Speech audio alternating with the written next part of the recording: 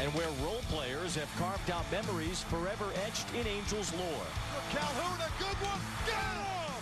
Light that baby up as the Angels pick up the victory by the final of 5-4. Now the spotlight shines on a new generation of Angel stars. Dell makes the catch. We're ready to make some memories of their own. That is ripped, a base hit.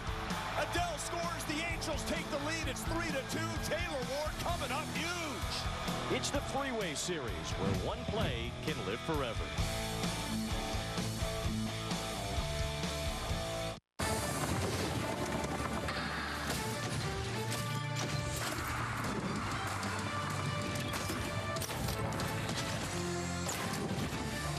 Absolutely beautiful night for baseball as we welcome you to our Angels Live pregame presented by Nissan from the Big A Freeway Series. Action-packed game tonight. So much to talk about. Angels taking on the Dodgers. Shohei Otani making his first visit as an opposing player regular season. So the fans are in for a treat. Here's what we got for you. Halos back at it. What a great weekend it was. Nice series victory over the Seattle Mariners. And Caden Dana was outstanding. And Reid Detmers is back. And Erica Weston has a chat with Ben Joyce, who's just absolutely dealing in that closer role, throwing gas. And welcome down here on the field, everybody, with two just absolute winners right here. Mark Gubaza and Tim Salmon. I'm Patrick O'Neill. Great to talk to you.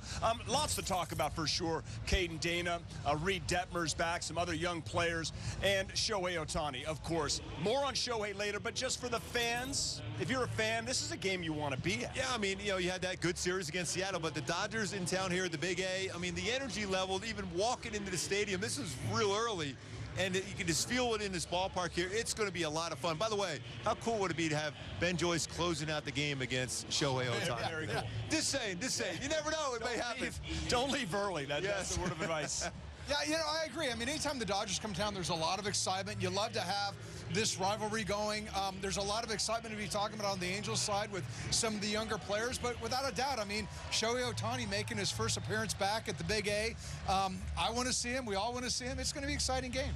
For sure. All right, we'll talk about that a bit more, but like Caden Dana, I'd like to reflect. He had an off day Monday. It seems like it was a while ago Sunday, but Caden Dana pitched great. I mean, we're talking 20 years old, and he's the youngest pitcher in Angels history to pick up a win at 20 years old, and the youngest since Frank Tanana at 73. It's incredible. Yeah, remarkable poise. After he gives up a home run, he gets the next batter out on a ground ball out. A lot of times when you're a young pitcher, a 20-year-old pitcher, you go, uh-oh, maybe I don't have the stuff. But he went out there and he threw the ball very, very well. He competes extremely well. And that's the thing that I've heard about it. Saw him in spring training, saw him in spring training games. By the way, even that walk, he looks like he's competing. Did you have a camera in your face on your first ever start following you down a tunnel? No, probably didn't have it. They might have had cameras back then. But, I mean, I would love to do that because I would have had that same glare. Like, you know what? Whoever's at the plate, they have no chance. And that's the kind of mentality he has. And, Tim, I tell you, that goes a long, long way. Even though, you know, his curveball wasn't perfect for him, but the rest of his pitch, the way he competed, was there. You know what? I talked to him on the way in today, and I was asking him about that outing because I want to know, hey, when did the nerves finally settle down for you? And he said, believe it or not, the home run. After I gave up the home run, I kind of settled down after that. Like, okay, let's go to business. Let's get back to work here. But it was funny, too. You talk about all the cameras in his face. He had 2 cameras in his face during his warm-up pitches, and he was talking about how his parents saw him, like, get out of his face. He goes, I didn't even realize they were there. That's how locked in he was going out there on the mound, taking those first warm-up pitches. So, without a doubt, it was a great outing for him. I mean, to get the win, to go out there, battle. He didn't have his best stuff. I mean, like you said, he only really had 2 pitches really working for him right there, but that was enough to get good big league hitters out when you're commanding the pitch. So I think all in all, it was a good day for him. Got his feet wet, you know, gave up a homer, did some things, but, you know, at the end of the day, got the win. Yeah, I only gave up 2 hits in that 6 innings, too. I mean, it's pretty amazing. 4 strikeout. Your first strikeout is against Cal Raleigh, a guy who's got, what, 27, 28 home runs a season. So that's going to be something you're going to remember that your whole rest of your life. And to win your first start, that's pretty good. That's pretty good. 20 years old. He's going to be 21 in December, so a nice cold Gatorade afterwards to celebrate for Caden Dana. He's going to be in the rotation next year. Gooby, would you guys be strong? I firmly believe there's a good chance that. We'll see how it works out. I mean, obviously the innings keep piling up, the pitches keep piling up this season, but he has that look about him. And right now you would kind of put him in the middle part of the rotation.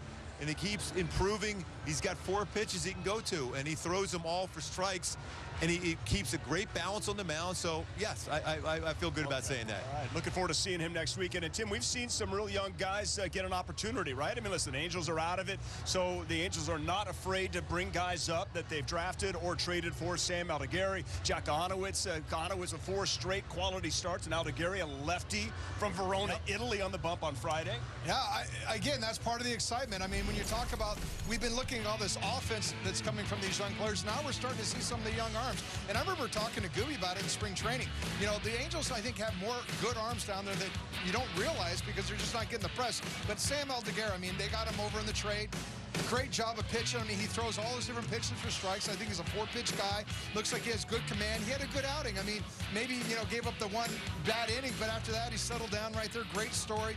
Wow, that emotion is outstanding. Yeah. I'm sorry, that was fantastic. Yeah, flying all the way from Italy and make it in by the second inning to be able to see. But Jack Conowitz, for me right now, he is locked in. When you're throwing 93, 98 with a power sinker, his breaking ball is getting better, his changeup, but he's been throwing fastball to fastball, 4 straight quality starts, 49 ground ball outs. That means you're keeping the baseball in the ballpark, and if your defense makes plays behind you, you're going to get a lot of outs. He has been a ground ball machine, a double plays machine.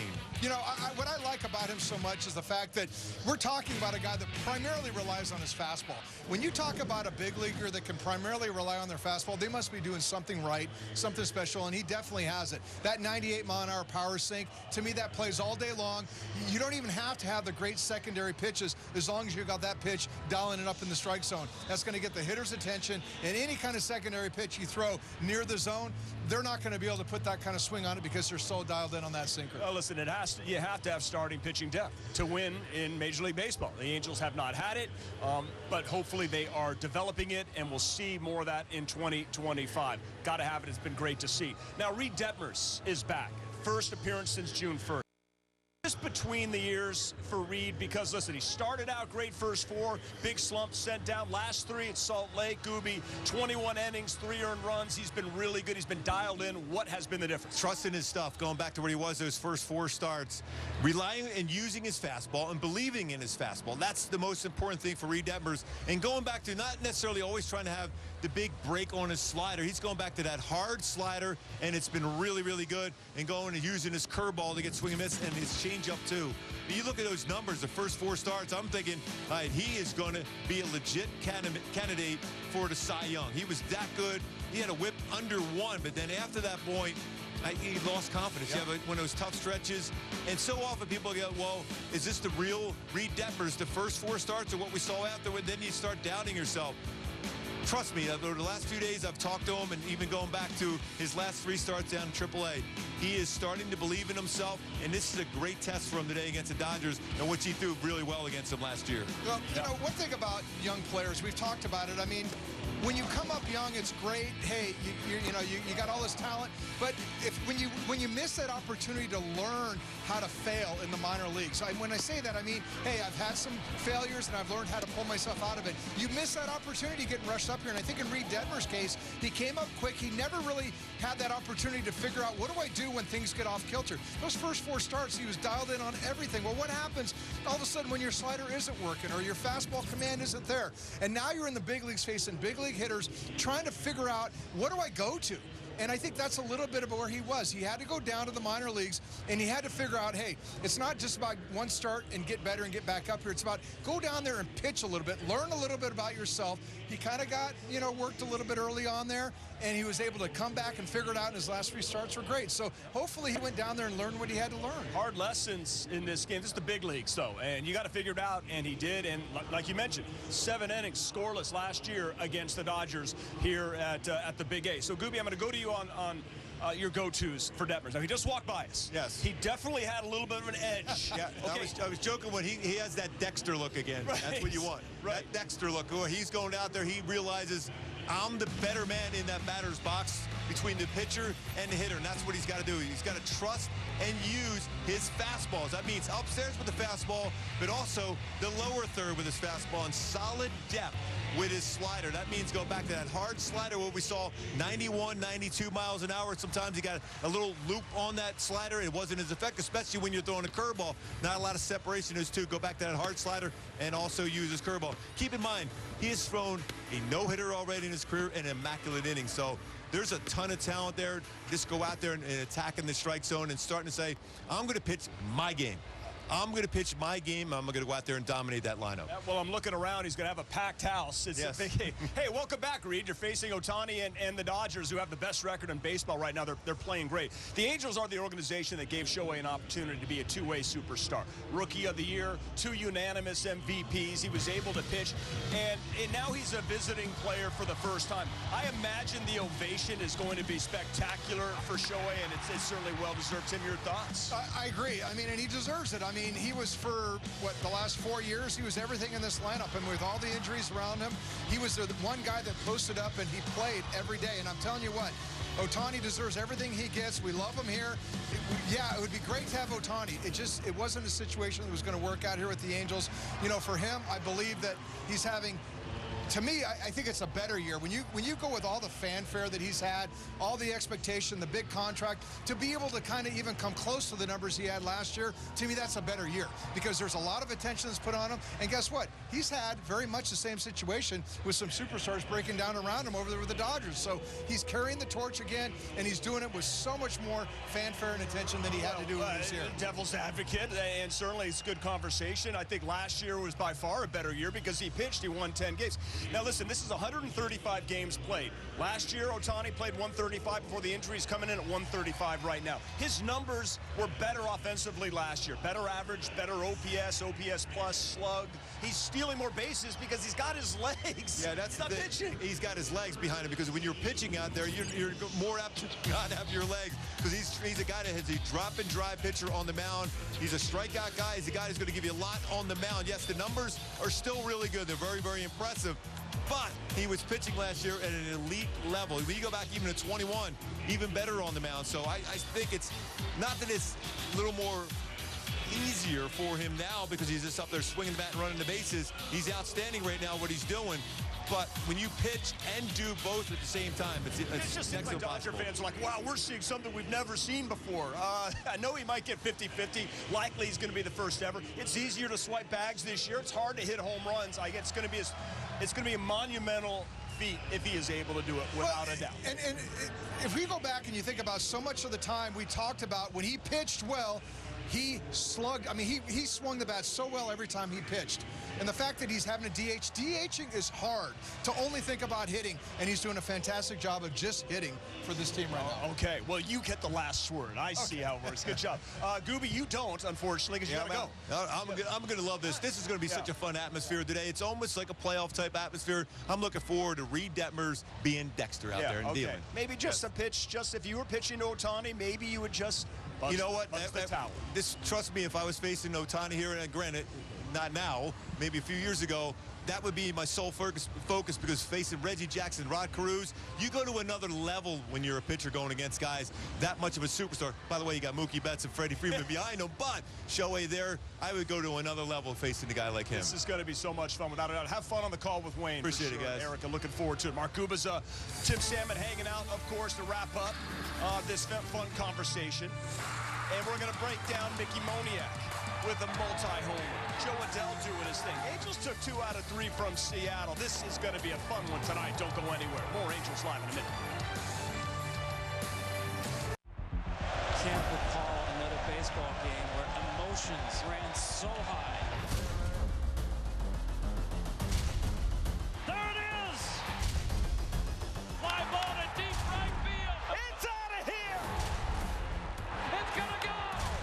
What a play by Aaron Judge! Experience game-to-game coverage of the night's biggest moments, live and commercial-free. MLB Network Strike Zone, Wednesday and Friday nights all season. Baseball is a sport, pero la verdad es que para nosotros, el béisbol es otra cosa. It's out of here! What a play by Aaron Judge! Experience game-to-game coverage of the night's biggest moments, live and commercial-free. MLB Network Strike Zone, Wednesday and Friday nights all season. Baseball is a sport, pero la verdad es que para nosotros el béisbol El béisbol es un corrido, un dembow y un reggaetón prendido. Es un plácata bien fuácata. Eso es otra cosa. It's the Plátano Power and the Arepa Power. It's a familiar name and juniors who dare to dream big. El béisbol es otra cosa. Lead off the day with MLB Central. How we feeling? Cash up on Pen and Chase Buzz with a little style. Plus, D-Rose breakdowns. You're only as good as your starting rotation. And great guests all season. MLB Central. Weekday mornings, 9 Eastern.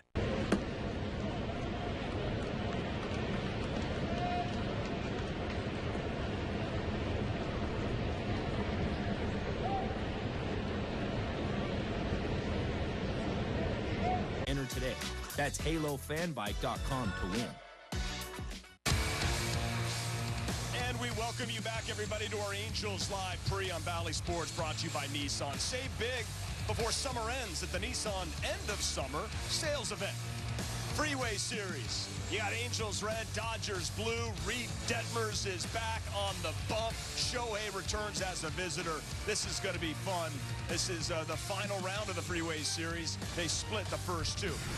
Tim Salmon, what we saw Saturday from Moniak, how do you describe it? Well, you know, the Angels got to play spoiler against a rival team, the Mariners, who are fighting for everything. I mean, there was some intensity in these games, and we talked about the opportunity to play spoiler. It's almost like teaching these young kids how to play in a little bit of like a playoff atmosphere. Is there something on it? You're not just going out there playing, you know, other teams. You're playing a team in your division that's fighting for playoffs.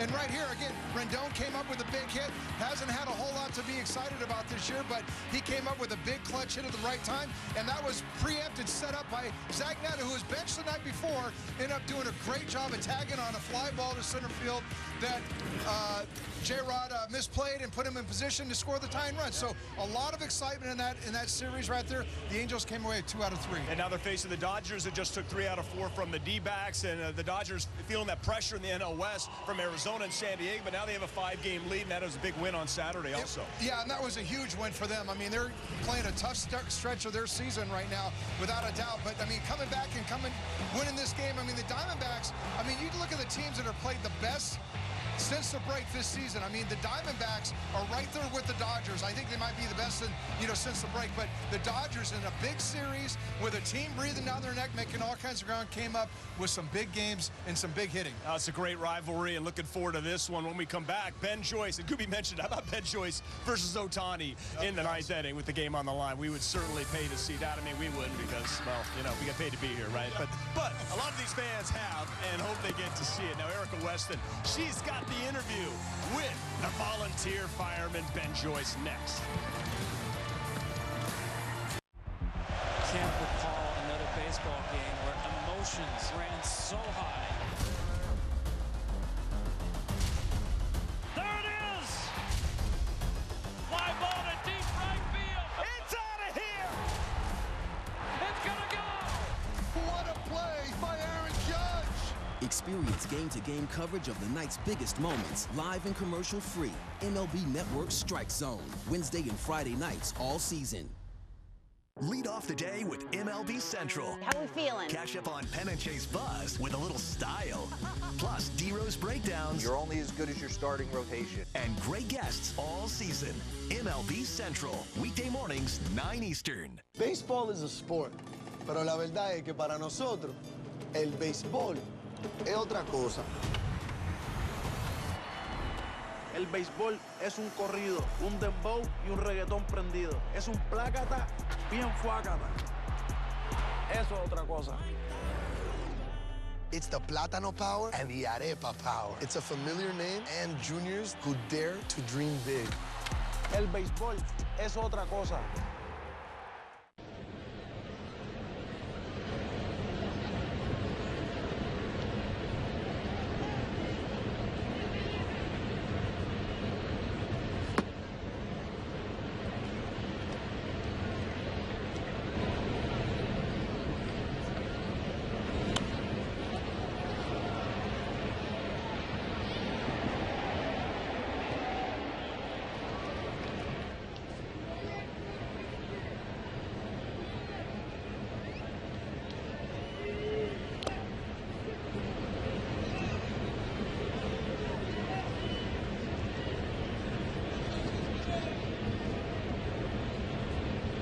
to navigate your caregiving journey. Two nice-looking jerseys right there. This is Angels Live on Valley Sports, brought to you by Nissan. Save big before summer ends at the Nissan End of Summer Sales Event. Smooches going on here at the Big A, but not right there. Angels, Dodgers. This is going to be a good one. Ben Joyce, he's been outstanding in the back end of that bullpen for the Halos. Here is Erica Weston. Guys, thanks very much. Ben, before we dive into what you accomplished over the weekend, just a few more bodies here today. Definitely. A lot of attention. Yeah. What does it feel like to see everybody in the clubhouse and all the attention with Shohei's return today? Yeah, I mean, it feels like last year. Like it was every day with him here. So it's awesome to have him back. Like as a competitor, you want to compete against the best guys, and it's one of the best to ever do it. So it's cool to have this opportunity to play them again this year. Who knows, maybe you'll be in there at the end to close it out against him one of the next few days. So 2 saves and a win since Thursday. You really locked in that closer role. It's been so fun to watch. You look very calm out there. Describe how you've been feeling lately. Yeah, just trying to take advantage of any opportunity that I get.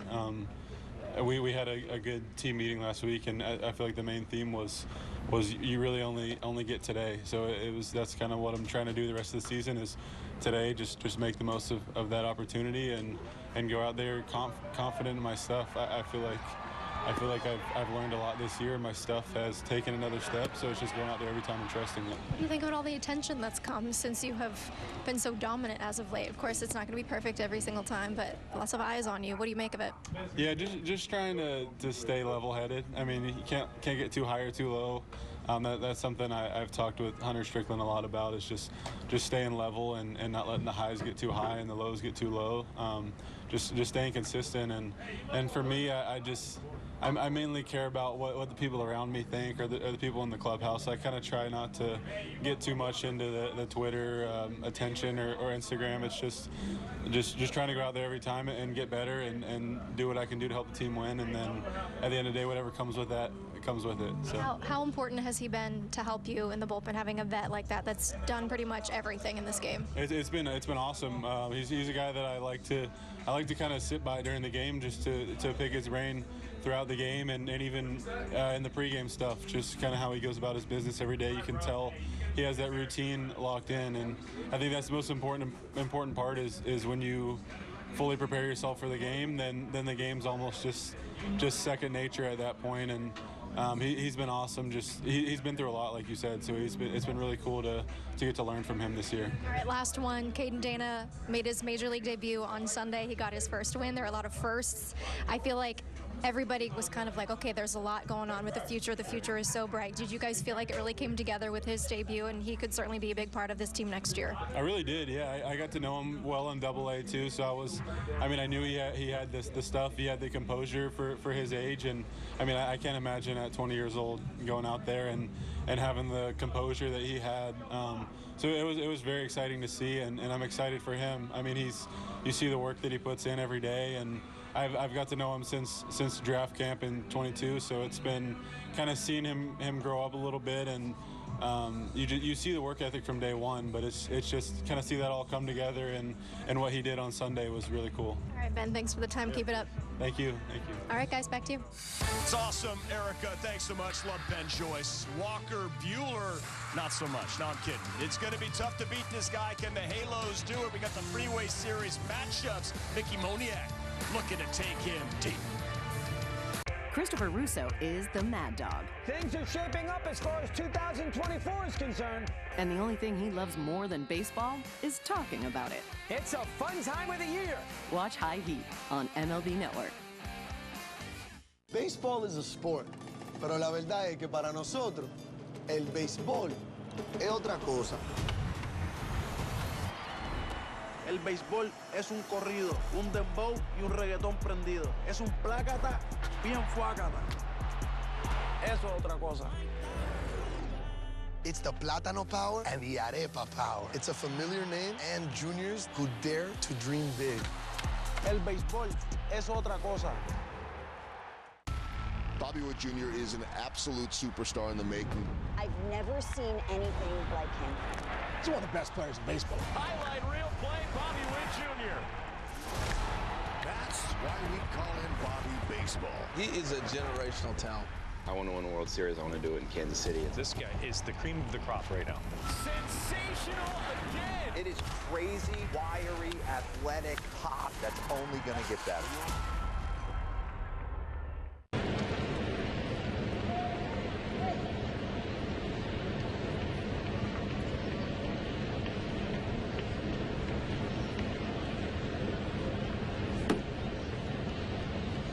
Guess it works at Domino's.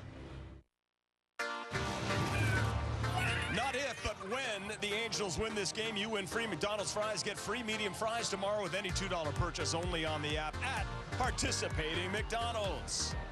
Well, we got the Angels battling the Dodgers. Here's the Halos lineup going up against Walker Buehler. Tim Salmon, your thoughts on this matchup? Well, I tell you what, Walker Buehler's a real deal. I mean, this is a big game pitcher. He had Tommy John, his second one that he came back from this year, and then, of course, he had a little bit of a hip issue. So he's had a little bit of a rocky start this season, or rocky go of it, I should say. But his last outing, he started dealing, and I'm telling you what, he doesn't have the 98-mile-an-hour fastball anymore, but he's got the great command of the power fastball, the top of the zone, and the big 12-6 curveball. Those two pitches in themselves are amazing. He did throw a cutter mixed in there a little bit as well, but he's definitely a big game pitcher. Leading off for the Dodgers is Shohei Otani going against one Reid Detmers. Then it's Betts, Freeman, Hernandez. This is going to be a fun one for Reid Detmers. How does he handle this lineup? Well, Reid Detmers has got to, it comes down to command. He's got to throw that fastball up in the zone like Gooby said. He's got to be able to work it on both sides of the plate for strikes and have that slider that he can come to with a little bit of depth and, of course, mix in the changeup. I always love the changeup being mixed in. I can't wait to see what goes on here tonight. Fish, great job. We'll see you for post. We're stepping aside. When we come back, you don't want to miss it. Ladies and gentlemen, Wayne Randazzo, Mark Ubaza, Erica West at first pitch. Your Angels against Shohei and the Dodgers. These players bring finesse and make sacrifices. They benefit from fortune and succeed through sheer will. These are the Gillette Labs plays of the first half. Wednesday at 2 Eastern on MLB Network. Can't recall another baseball game where emotions ran so high. There it is! Fly ball to deep right field. It's out of here! It's gonna go! What a play by Aaron Judge! Experience game-to-game coverage of the night's biggest moments, live and commercial-free. MLB Network Strike Zone, Wednesday and Friday nights all season.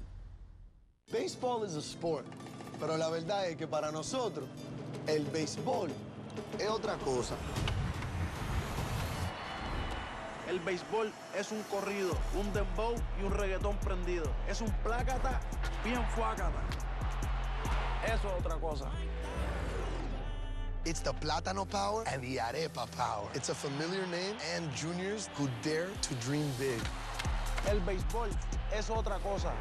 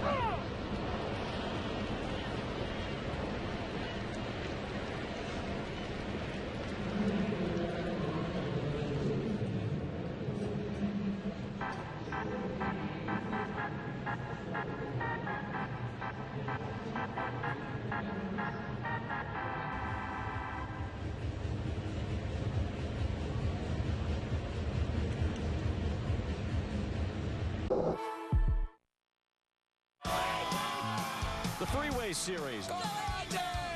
It's a rivalry where the Angels' biggest stars have shined the brightest. A bases-loaded walk to Tim Salmon.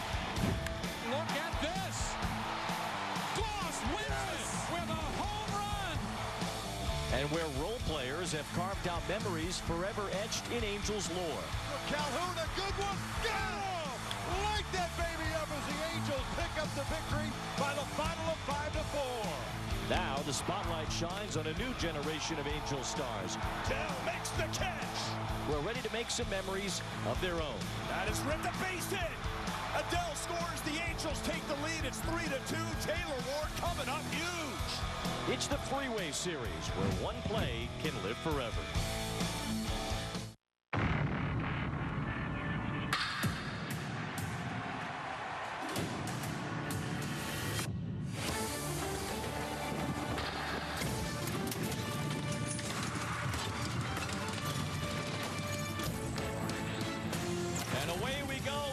Stadium with this freeway rivalry renewed. Here at the Big A tonight, the first of two between the Los Angeles Angels and the Los Angeles Dodgers.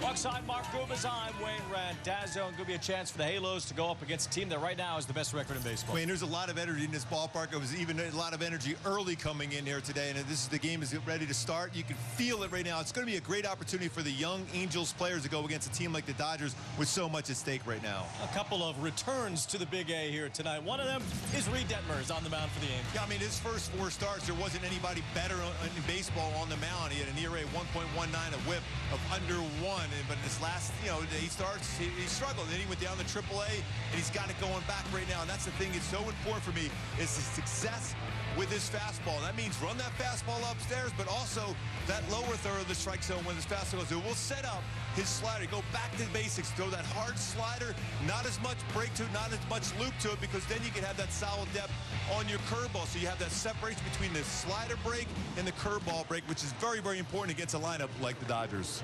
Well, Reid Detmers did very well against the Dodgers here last season. Had 7 scoreless innings in a game going up against Clayton Kershaw. Well, the other return you may have heard about as well. Shohei Otani is back at Angel Stadium in a regular season game, and Shohei is having a remarkable year for the Dodgers. Oh, he really is. The 44 home runs, 46 stolen bases. He's doing everything for the Dodgers. But when you go back to what he did with the Angels, 2-time unanimous AL MVP, did it on the mound, did it at the plate.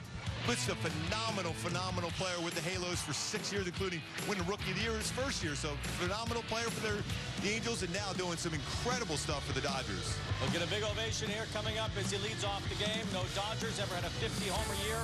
No humans ever had a 50-50 year, and Shohei is on the verge of both. We are ready to go. The Freeway Series at the Big A. It's the Angels and the Dodgers. Shohei will lead it off in a moment.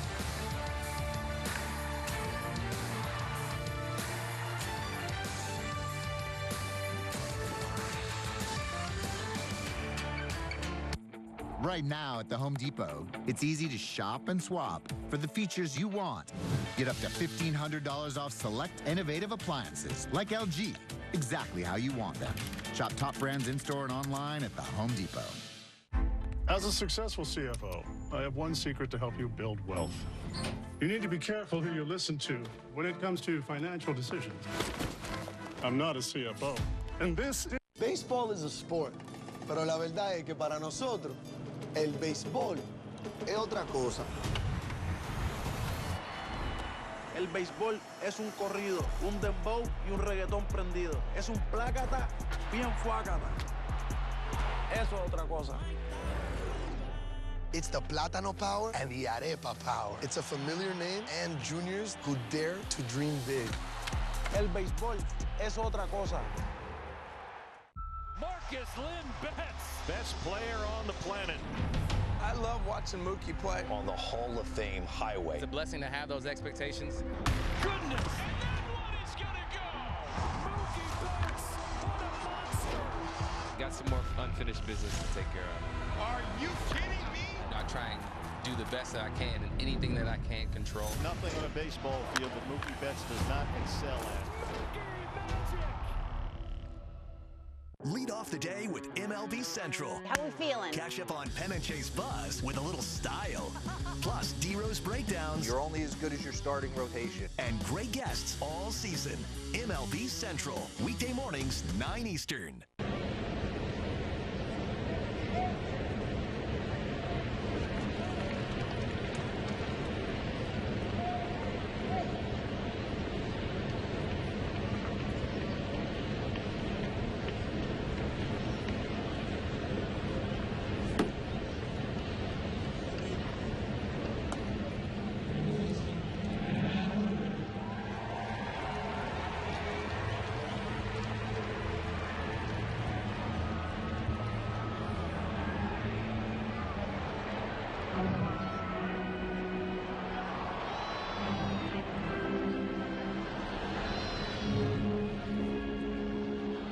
Getting ready for this one here tonight as the Angels and the Dodgers open up the Angel Stadium portion of the Freeway Series. There is Shohei Otani back at the Big A, and a whole big crowd has arrived for this one. Angel and Dodger fans alike to see these two teams match up in the early part of September, where the Dodgers are fighting for the National League West. They have opened up a 5-game lead after winning 3 out of 4 over the weekend in Arizona. And the Angels trying to slow the Dodgers down here this week. I mean, the energy at this ballpark, we just talked about that in the opening. We can get this feel in here, especially with Shohei Otani back at the Big A, wearing a different uniform. So it's going to be a lot of fun as he walks up there to the batter's box today, as Reid Detmers is back himself on the mound to see if he can get back to that dominant force he was the first 4 starts of the season. There is the 50-50 watch for Shohei. 44 home runs, 46 stolen bases. No one in the history of game has had those two numbers in the same season, and 50-50 is certainly in play for Otani, who now leads off for the Dodgers as the DH. Mookie Betts hits second, Freddie Freeman third. That's what Reid Detmers will be up against. The rest of that Dodger lineup, including Teoscar Hernandez, having a good year as Detmers takes them out and the Angels take the field. That's a pretty deep lineup going against Reid Detmers, but he had that look even walking out to the bullpen to get ready for the start. 3-6 marks, an ERA over 6, but you know what, doesn't matter anything now, especially when those last 3 starts in AAA, where he had an ERA 1.29, 21 innings pitched, 29 strikeouts for Reid Detmers. He announced that he was ready with those performances, and he gets thrown right at the Dodgers, a team that he had success against here last year, working 7 shutout innings. He's never beaten the Dodgers. He'll try to do that for the first time tonight. And the Dodgers with Walker Buehler on the mound to face the Angels here this evening. He's even throwing the ball exceptionally well against him, even in a spring training environment. So I look for him to go with that big, tight, hard slider tonight. Well, I feel bad for the late arrivals because the show starts right here at 6:38 or so. And Shohei Otani, as folks are still trying to get into Angel Stadium. Yeah, up on the 57, I see that big line trying to get off and make their way into the stadium here today. Well, he's about to bat here as a visitor for the first time in a regular season game. There are the cars. They're going to have to watch it from the freeway as Shohei's on his way to the plate.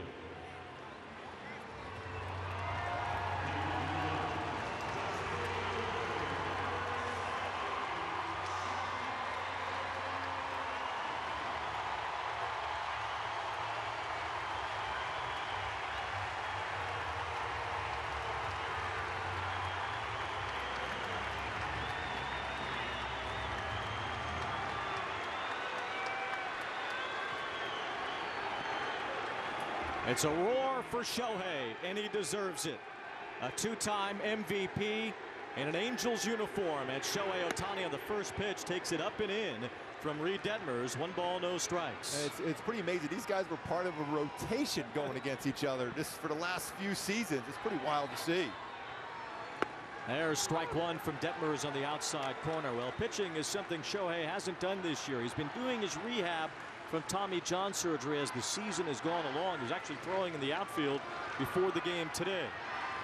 Big swing and a miss on a 95 from Detmers. And Shohei Otani is a left-handed batter. He covers high fastballs really well. And he never gets cheated. We know that on a swing. He is so strong. He's hit 99 home runs in this ballpark, all in red. And back in Dodger blue, he's behind in the count here. 1 ball and 2 strikes. That's one of those sliders, so you got to make that quick adjustment. You're facing a hitter like Shohei Otani. Every time you face him, you got to think this is an all-time great at the plate. Detmers couldn't get him to chase the slider. First one of those, and it's 2-2 on Otani, who has had just a terrific first year as a Dodger. And without having to worry about pitching every 6th day or so, he's stolen a whole lot of bases this year. 46 for Shohei Otani to go with his 44 home runs. He grounds this one to the right side. Shotwell is over. Detmers to cover. Beats Otani to the bag. And there's one away. Yeah, anytime you can keep Shohei Otani off the bases, that's a plus. But you got to redirect that focus because now you got Mookie Betts coming up. That's a fastball running on the outer half. Got him to pull it. Right at Shotwell and a good feed. Reid Detmers. Nice job getting over there quickly, knowing how fast Shohei can get over to the base. Now this whole stadium now has to redirect its focus. Everything was put on Shohei making the first at bat of the game. Now the game begins as Mookie Betts faces Reid Detmers and takes strike one. Well, it's a formidable lineup at the top. The 3 former MVPs batting 1, 2, and 3. Although Betts missed some time this year with a hand injury. 1 ball, 1 strike on Mookie, who has moved back to right field since the last time we saw the Dodgers. And I think that's a great decision by the Dodgers, and especially for Mookie, because he is an incredible outfielder. He's won all of his Gold Gloves as an outfielder, and he tried to play shortstop and second base this year.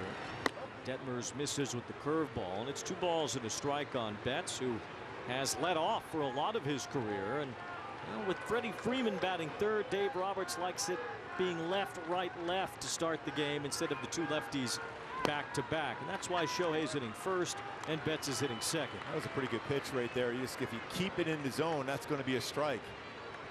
It's Brock Ballou, the home plate umpire tonight. 3 balls, 1 strike on Betts. As he lines one to left center field, right there is Taylor Ward to make the catch. 2 outs. And the Easton defense behind Reid Detmers today. Nothing to do over at third base, especially with Reid Detmers in that slider. He's going to get some action there at third base. 1 defensive run saved this season at third base. 9 double plays turned. He's been much better at third base. He's going to get a lot of action there with the right-handed batters.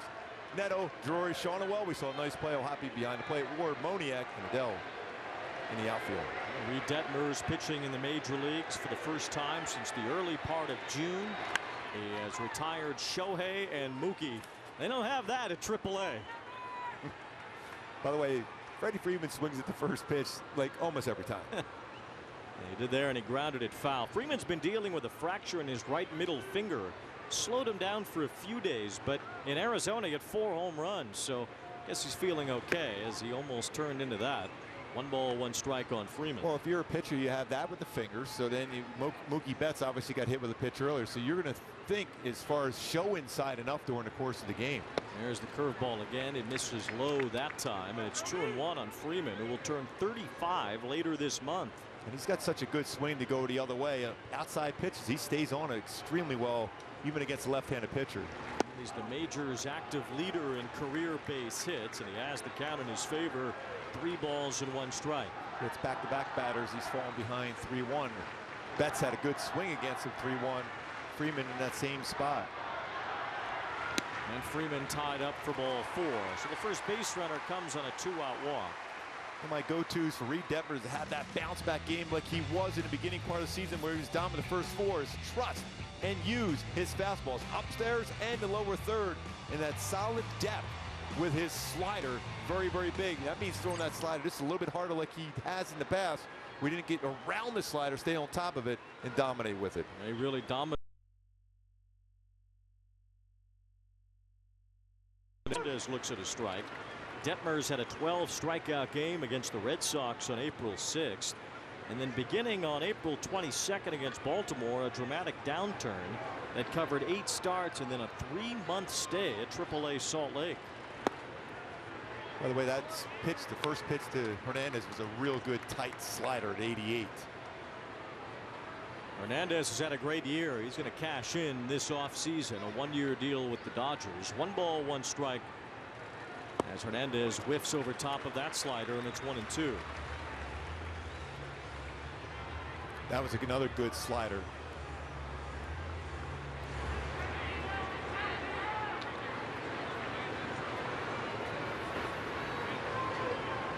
This will be the 20th pitch of the first inning for Reid Detmers. And he gets Hernandez to bounce one foul past Dino Ebel, third base coach. Not easy to get anything by Dino Ebel at third base. Longtime member of Mike Scioscia's coaching staff as an Angel. Dino's back at the Big A too. Yes. 1 ball and 2 strikes on Teoscar Hernandez.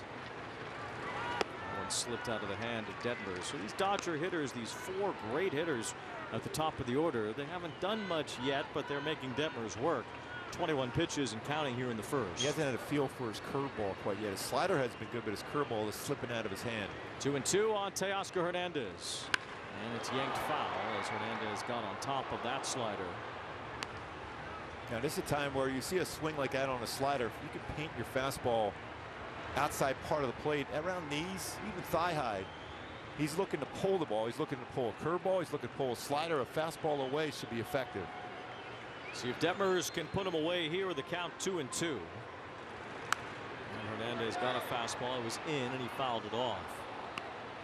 28 home runs this year for Teoscar Hernandez. He has been a dramatic boost to this Dodger lineup, maybe even more than they thought he would be. It's at 29 doubles. He still strikes out a lot. That was part of why Seattle decided not to have him back. 161 punch-outs for him. And there's 162 as Reid Detmers gets a strikeout to end the inning. It is a scoreless top of the first and a welcome back for Detmers.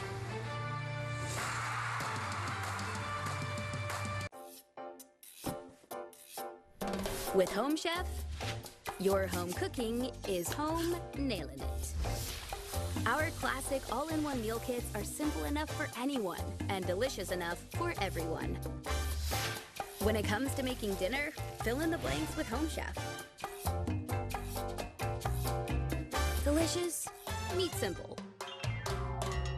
Get 18 free meals when you sign up at homechef.com.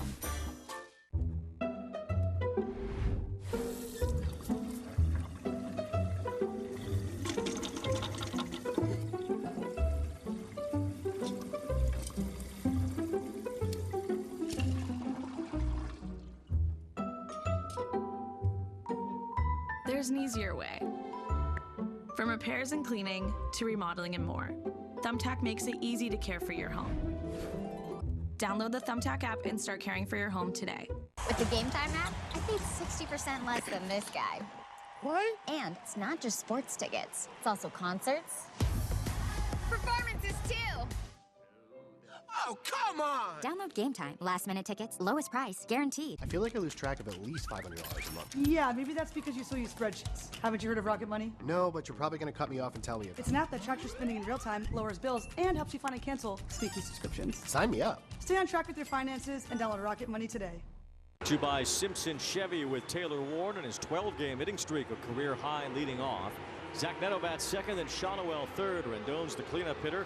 Mickey Moniak's been red hot. Logan O'Hoppe trying to get there with Drury, Adele, and Cavadas at the bottom of the order. And they'll face a right-hander who certainly had his ups and downs this year, Walker Buehler. Yeah, trying to battle back from that second Tommy John, and he's still pretty firm fastball, 93, 98. He'll throw a cutter, curveball, sweeper, slider, and changeup. A few years ago, it looked like this would be the season where Walker Buehler catapulted himself into free agency as a $200 million type pitcher, maybe more. Tommy John surgery really has cast Buehler aside with regard to what his free agency will look like. He'll be just someone trying to make sure he lands somewhere next season. Still a young arm, but Buehler has had a tough time coming back as Ward hits a fly ball to right. Coming in for it is Mookie Betts. He calls everyone off and back at his regular post makes the catch. My go-tos to have success against Buehler here tonight. He is ultra competitive on the mound. It's the other way on his cutter. He throws a cutter a lot, just punch that ball the other way, but jump on the early fastballs. 337 versus fastballs, 6 home runs. If you look what he's allowed in the first inning so far this year, 11 innings pitched, 11 earned runs, and 4 home runs allowed in the first inning. Zach Neto is sitting on 20 home runs this year as he recently joined the 2020 club. His next home run will give him the most ever in a season by an Angels shortstop. Jim Fregosi also had 20 at the shortstop position in 1970. Neto's hit 20 this year.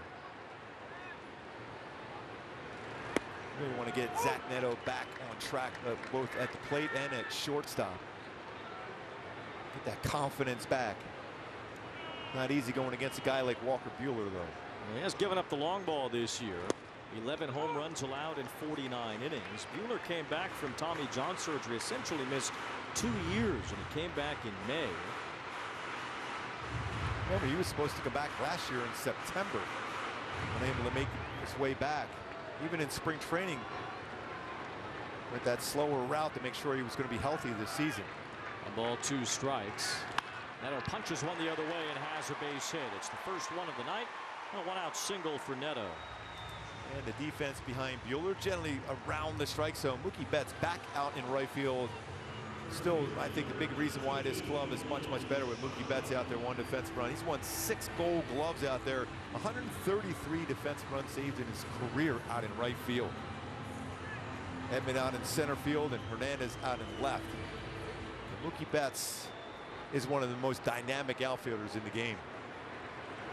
So Neto, the team leader in steals, as Buehler deals a strike to Nolan Shawnuel, who has reached base safely in 30 of his last 34 games. 15 of his last 16 on top of that, playing first base again tonight.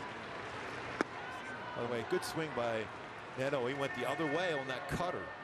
It's good to see him to stay on that baseball. Smith has thrown out 37% of base stealers this year. That's a boatload. Will Smith has turned into an excellent two-way catcher between what he can provide defensively and offensively. There used to be a time you felt you could have a shot at stealing the base against him, but he's worked so hard at that right now. Buehler has allowed, though, 10 stolen bases, only 2 caught this year. Neto with 25, but a short lead. Shawnuel takes the curve for ball 2. Buehler has had a tough time being efficient. His last start, 90 pitches in 4 2/3 innings. He has not worked past 5 innings since May 31st. That was before his hip injury. Missed a lot of time with that. Shawnuel fouls one off his foot, 2-2. Remember early in the season, a lot of foul balls off the front foot, the back foot for Shawnuel. This time he gets him in the leg, just lower than his knee. Right at the knee. It's anybody's guess where Shawnuel will hit himself with a foul ball, because he's hit himself on both legs, up and down, so far this year.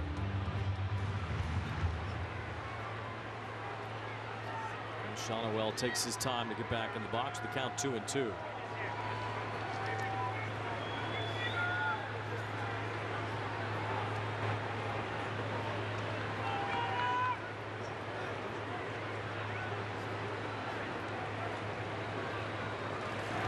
In on the hands and a swing and a miss on the cutter. Buehler has his first strikeout. Hyundai key for the game today, especially when you're facing Walker Buehler. Don't want to wait. You want to be ready to swing at the first pitch right away. See those numbers, even on the first pitch put in play. 364 with a home run. So 2 outs here is Anthony Rendon. We'll see if Neto wants to get started here. Buehler has a little bit of a leg kick, so it gives you a shot to steal a base. And a leg kick and a long stride, too.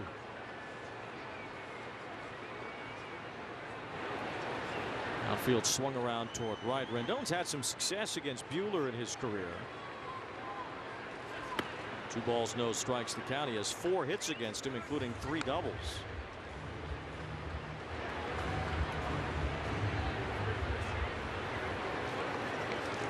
Still looking for that first home run. Good count, do some damage. 2-0. 3-0 now. We'll see if Rendon has a green light to do that damage. As Buehler now at 15 pitches in this inning, more balls than strikes.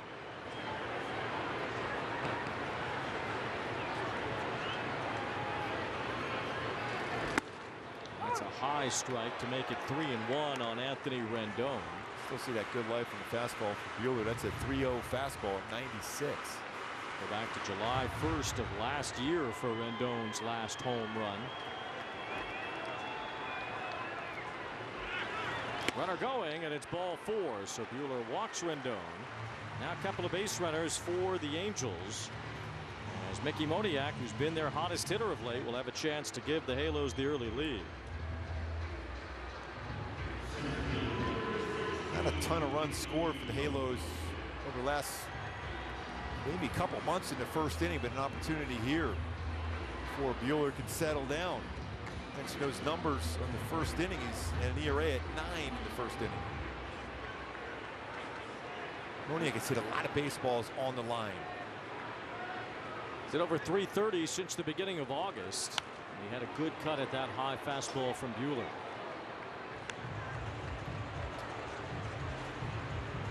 Since the All-Star break ended, Moniak's slugged at a much higher level. OPS way up, 7 home runs since the break. Had a walk-off the other night. Bounces this one foul past Bo Porter at first, beyond the Dodger dugout.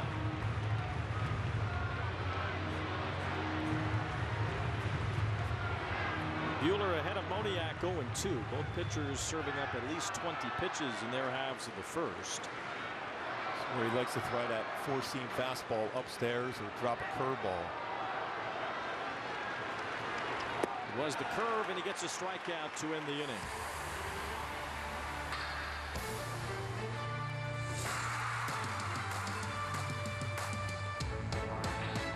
Super easy to hit. Introducing the new BXG Black Ops irons, our first game improvement iron. It's a larger face heel to toe. It launches the ball high in the air and really far. Much higher levels of forgiveness. You set that club down, it creates a lot of confidence. It's supported by this X-Core calling material. And that's where you get improved ball speed. If you're looking for a distance, forgiveness, and feel, Black Ops iron is going to be for you. BXG, nobody makes golf clubs the way we do, period. Managing my credit card debt was overwhelming, and it just wasn't a good place to be. My name is Carter, and Upstart helped me get rid of that credit card debt with a personal loan. Checking my rate with Upstart was super quick, super easy. It took me a few minutes to get my pre-approval and to get my interest rate. I got my money the next day. Having the opportunity to just have one due date a month and only paying one person made my life a lot easier. Easy online borrowing. Personal loans up to $50,000. Go to Upstart.com. Let's talk about sex. As you get a little older, things tend to work a little differently. I felt shame, embarrassment, guilt. Like something had been knocked out from underneath me. What HIMS does is says, hey, look, don't worry about it. We got this part covered. 100% online. The whole process was very discreet. It made me feel like I'm a rock star. This product has changed my life. When it kicked in, I said, yeah, I'm back. I remember this feeling. Get started today at 4hims.com. And slider so far for Reid Detmers against a very good hitter, dangerous hitter, Oscar Hernandez. Good slider on the inside part at 88. And a little bit more depth to that one at 89. Down and in, and then punches him out at 85. So 88, 89, 85. 3 different speeds with his slider.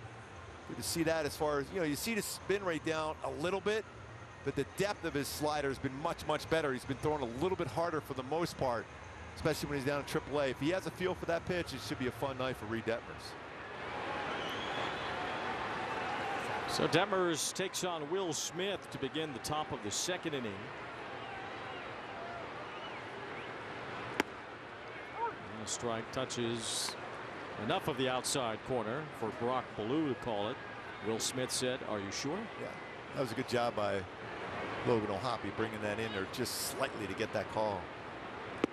Swing and a miss by Smith, who has heated back up since the All-Star break. His OPS close to 1,000. At 342 in the month of August. 1-2 strike. Smith had a great start to the year. He was as hot as anyone in the Dodger lineup in the first month and really cooled off. Only had 1 home run throughout May and June, only 1 in all of July. He loops this one toward short, and Zach Neto has that. Smith is the first out of the inning. And here's Erica Weston. Yeah, you spend 3 months in the minor leagues trying to get back to the form you're capable of for Reid Detmers. The first question when he got back this weekend was, what changed? But for Reid, he was adamant over the weekend that it wasn't anything that changed, just things started going his way again. So it was nice to see, and he started taking advantage of. So nothing changed, but he did go back to something. Gooby, you were just talking about it. He didn't change anything, but he got his old slider back. That was it. He didn't try to create anything, didn't do anything different. He said he just pitched his game. That was it. The only thing that changed, going back to the slider that he's thrown the last couple of years. And that slider can be devastating. Tommy Edman lifts one out toward left. Taylor Ward is back for it near the wall. He makes the catch on the warning track. So a couple good baseballs hit to left field so far, but Taylor Ward able to run them down rather easily. You'll take those outs, even though it hit hard. You'll take some quick outs, especially after a lot of pitches in the first inning. A couple of quicker outs here in the second, and now Max Muncy is the batter. There's no question about the stuff of Reid Detmers. This guy, you could make the argument, is the guy who has the best stuff in the entire organization. No question. 0-1 to Max Muncy, and there's really nothing that should keep Reid Detmers from being, you know, ultimately the #1 pitcher on the staff. That's the next step, is to turn this talent into results, consistent results. Yeah. And the bottom line is too, he's had enough time in the major league level. He's got to pitch his game with conviction, with the pitch he wants to throw and attack the zone. 1 ball, 2 strikes on Muncy. He's throwing a slider inside, curveball inside part of the plate. A separation of about 12 miles per hour on those 2 breaking pitches. Check swing, strike 3. Reid Detmers carves up the Dodgers in the second. A 1-2-3 inning.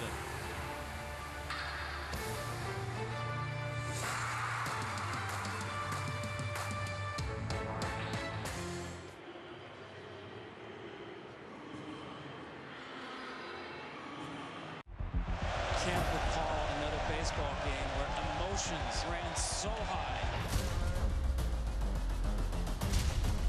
There it is!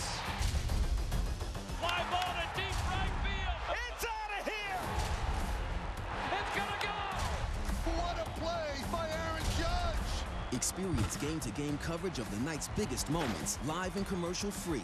MLB Network Strike Zone, Wednesday and Friday nights all season. Baseball is a sport, pero la verdad es que para nosotros, el béisbol es otra cosa. El béisbol es un corrido, un dembow y un reggaetón prendido. Es un plácata bien fuácata. Eso es otra cosa. It's the Plátano power and the Arepa power. It's a familiar name and juniors who dare to dream big. El béisbol es otra cosa. Christopher Russo is the Mad Dog. Things are shaping up as far as 2024 is concerned. And the only thing he loves more than baseball is talking about it. It's a fun time of the year. Watch High Heat on MLB Network.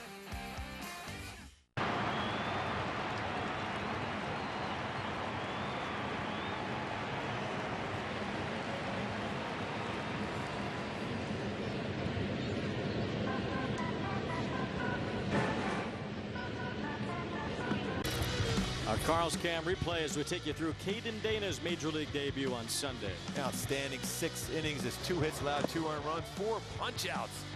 Youngest Angel ever to earn a victory in his MLB debut. Cal Raleigh, first punch-out of his career. Guy that had 27 home runs. Something Caden will be able to remember for a long, long time on that one. So let's meet the 20-year-old star pitcher of the Angels organization, getting his first big league taste on Sunday. Here is Caden Dana. Caden, what's life like now that you've got a big league win under your belt? It's a little different. I'm still trying to adjust, but I would say it's a little different. How cool was it to have your family there to be part of that special moment for you? Oh, it was awesome. I'm so glad they were here, and my high school baseball coaches. I was blessed to have them sit through that and be with me for the whole time, the whole day, and that was awesome. Now, you were facing high school hitters 2 years ago as O'Hoppe bats here against Buehler and takes ball 2. What has given you the confidence and the makeup that you thought you could get through a full minor league season the way that you did this year and then get to the big leagues and start retiring major league hitters just 2 years after facing high school guys. There's a drive out toward O'Hoppe in right center field. That is a long on as Logan O'Hoppe has put the Angels on top. Now he's been waiting for that swing for a while. Yeah, way to go, Caden, bringing in the runs. I got to stay on this mic, and good luck. Yes, that ball went 438. Oh, light work for Hop.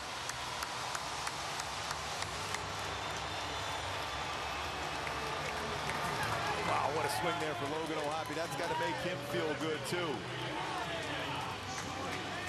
That was just a 106.4 off the bat. Cutter the other way, and a long way.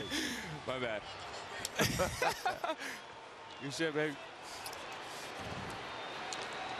The Angels have the lead. Caden, let's go back to that question. What has given you the confidence you could make this jump as quickly as you did? Honestly, just trying to simplify everything. It's been one outing at a time, and you know, getting into pro ball, things obviously started to speed up. And it's really just keeping it simple, and even like that first jump from high school hitters to rookie ball, it was stay simple, know your strengths, and I really just kept that philosophy going into every next step in the career. So it's like high A, and this year started out in Double A. It was just keeping that same philosophy, and not really changing too much, and keeping it simple, one outing at a time, one day at a time, and let's go. Hey, you're staying for a lot of innings now, man. But yeah, that's really my real answer there. That's really all I got. Just keeping it simple, and not letting my head get too big. Getting a lot of your teammates down there in Double A, how important was that for them? Your pitching mates, your position players, how important was that? Because you're seeing guys going up and down like that to the big league level. How important was those teammates at Double A? Everything, every variable in Double A. It was teammates, the atmosphere, the coaches, Doug Henry and Andy Schatzley, Michael Wirtz. They helped me so much this year. They really pushed me and helped me grow and mature and at the Double A level, and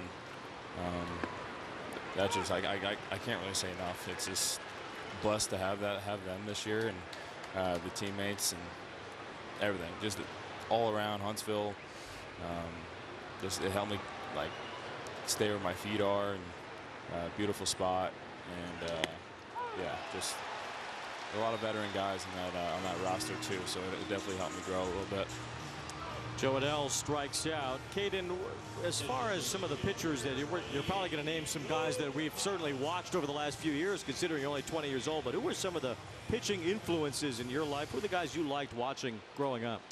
I was more of a hitter when I was growing up. I was always a Red Sox fan. My grandpa worked at Fenway for 10+ years, and so I was David Ortiz was my guy. I was a lefty hitter, so David Ortiz was the one.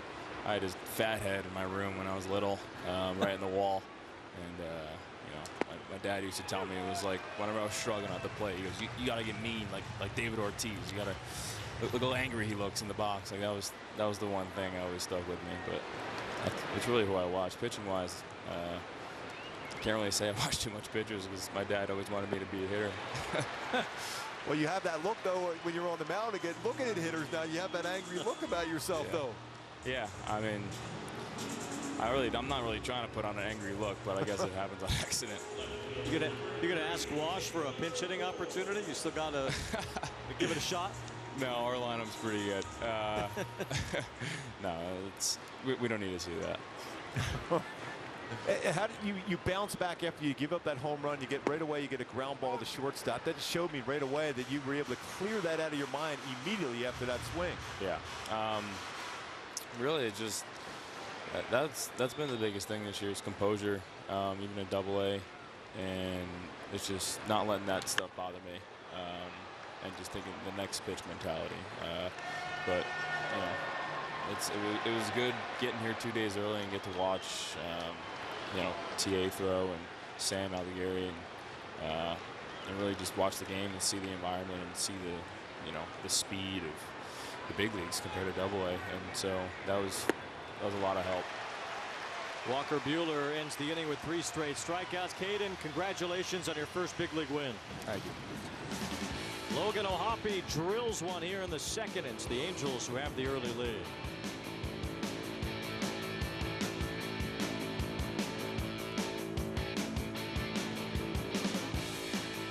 Christopher Russo is the mad dog. Things are shaping up as far as 2024 is concerned. And the only thing he loves more than baseball is talking about it. It's a fun time of the year. Watch High Heat on MLB Network. Baseball is a sport, pero la verdad es que para nosotros, el béisbol es otra cosa. El béisbol es un corrido, un dembow y un reggaetón prendido. Es un plácata bien fuácata. Eso es otra cosa. It's the Plátano power and the Arepa power. It's a familiar name and juniors who dare to dream big. El béisbol es otra cosa. Bobby Witt Jr. is an absolute superstar in the making. I've never seen anything like him. He's one of the best players in baseball. Highlight reel play, Bobby Witt Jr. That's why we call him Bobby Baseball. He is a generational talent. I want to win a World Series. I want to do it in Kansas City. This guy is the cream of the crop right now. Sensational again. It is crazy, wiry, athletic pop that's only going to get better.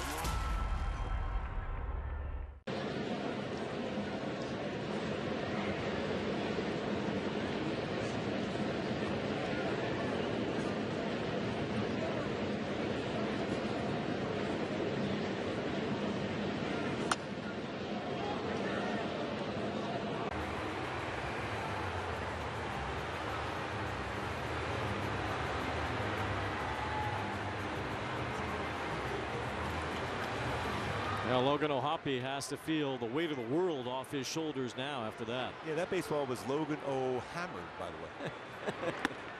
Miguel Rojas takes ball 1. 18th homer for O'Hoppe, and the way things have gone over the last 3-4 weeks for him, he needed that. And we'll see if that can open him up to have a good September. Remember last September he had the daylights out of the ball. He had 9 homers at the end of last year. Let's get right back in the count now for Reid, Detmers, and Logan O'Hoppe's goal is to get him right back in here now in the zone. It's Miguel Rojas who takes a strike on the curveball, and it's 2-1. Rojas bats 8th and Chris Taylor 9th. Rojas has gotten a lot of playing time as a 35-year-old shortstop who can still pick it. That's a really sharp, solid slider there for Reid Detmers after a slow curveball pitch before to get back in the count. It's 73-mile-an-hour curveball. A sharp slider. Detmers has retired 6 of the first 7 he's faced. He bounced that one to make it a full count on Rojas, 3-2. And sometimes, you know, he's still a young pitcher. You make a perfect pitch the one before, so you try to make a better one. You didn't have to do anything better than the pitch before. Muscled up a little on that. Rojas hardly ever walks or strikes out. And he takes ball 4 here, only the 15th time he's walked this year. And that's a leadoff walk to Rojas. Take a look at our StatCast 3D powered by Google Cloud. The separation of the speeds of pitches for Reid Detmers. Although his 4-seam fastball 94, slider 86, changeup about 85, but his curveball is the off-speed pitch. Average around 75 miles per hour. Here's Taylor, and this is a big guy to retire here, batting just 179. He swings and misses. You get down to this part of the order, and the outs are necessary considering how great the top of the Dodger lineup is with Shohei on deck, then Betts and Freeman.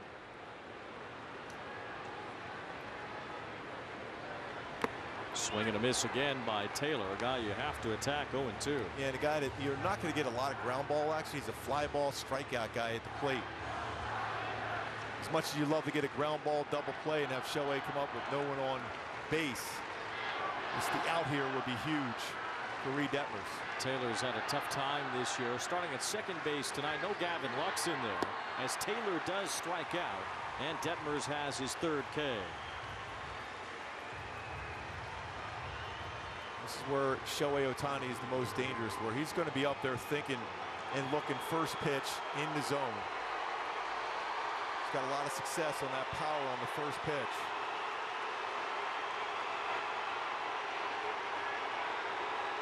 Now this place comes to its feet for Shohei as he takes strike one. Remember, a lot of folks were on the freeway still when Shohei batted for the first time tonight.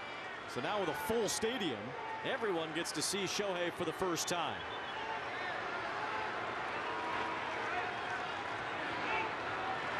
He yanks one foul into a sea of fans down the right field side. If they're 90-mile-an-hour slider, which is a great pitch, the first one, that backup curveball was out in front. Two-time MVP, poised for a third this year, would be just the second player in Major League history to win the MVP in both leagues. Right now, the only man who's done that is Frank Robinson. Detmers ahead of him 0-2. Just got a piece. That was a good pitch, too. Nice job by Shohei just fouling that one off. Shohei had a historic month of August without really hitting for that high of an average. He only batted .235, but he still had 12 home runs and stole 15 bases. And as the first player since Willie Mays to lead the majors in both categories in a single calendar month. Even when he's in a slump, he still makes history. No balls, 2 strikes. And Detmers just missed. Pitch. That is a great pitch. He was looking slider, just a little bit above the strike zone though, but that's a good pitch right now because you've got 2 options. You go right back to a fastball again, or you go that slider with better depth. And Shohei got a piece of the ball and himself. I don't know who hits more foul balls off the body, Shohei or Shaunawell. They both end up doing that quite a bit. And that one right up the legs of the great Shohei. 44 home runs. It's the second most in baseball, only behind Aaron Judge. He's driven in 98 this year. And he whacks one to the right field corner. That's extra bases for Otani. Rojas is on his way to third as Adele is just now getting to it. Rojas will come around to score, and Otani ends up with a game-tying RBI triple. Very similar to the curveball he threw earlier in the sequence. Stayed on the inner half, middle, got 113 off the bat.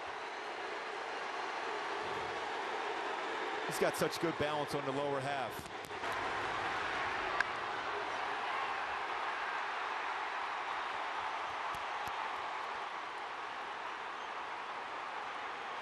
I don't know what they're checking right here, if he missed the bag or.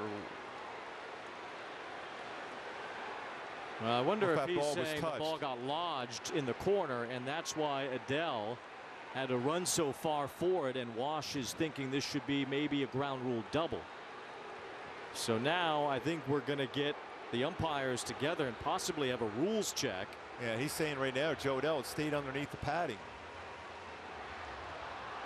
So the umpires will discuss it, and it's possible that Rojas will have to go back to third and Shohei will stay at second base. You see the ball didn't bounce off the wall as it usually does. It stayed underneath the padding in the right field corner. A lot of times you got to throw your hands up there too. They could still make that decision. Yeah, that's true. Adele in the moment could have put his hands up and slowed the play down. And he ran after it instead. And that might be the reason why it stays a triple. We'll see. I guess they're going to check it. Might be an umpire review. I think what they call this is a rules check. Because Los Angeles Angels are challenging for a lodge ball in right field. Well, so it's a lodge ball check. And now Dave Roberts is out too, as he talks to the first base umpire, or the second base umpire rather, Junior Valentine. See, the ball gets right under the right field foul pole there, stuck in the wall. So basically, under the ground rules, if a lodge ball is a ground rule double, then there's no question this will be a double. I wonder if Dave Roberts is saying it seemed like Wash took a long time to come out and ask for it. Still, you go back to that pitch right there. You sped up his bat on a curveball, and Shohei didn't miss it. So we'll see what the outcome is here. If it is a ground rule double, there will be runners on second and third, and the Angels will still have the lead with Mookie Betts coming up. Taking a long time here. It's either lodged underneath or not. After review, the call on the field stands. The ball was not lodged. Los Angeles Angels will lose their challenge. Well, I don't know how you determine it wasn't lodged. Yeah, but it's either lodged or it's not lodged in there. It seemed to be stuck in the right field corner. So it stands as an RBI triple, and Dave Roberts is still discussing it with Adrian Johnson, who is the crew chief. And I think Dave's issue was that it took a long time for the Angels to ask for that. And you only have a certain amount of time to ask for a challenge, but either way, it stands, and Shohei's at third as the go-ahead run with Mookie Betts at the plate.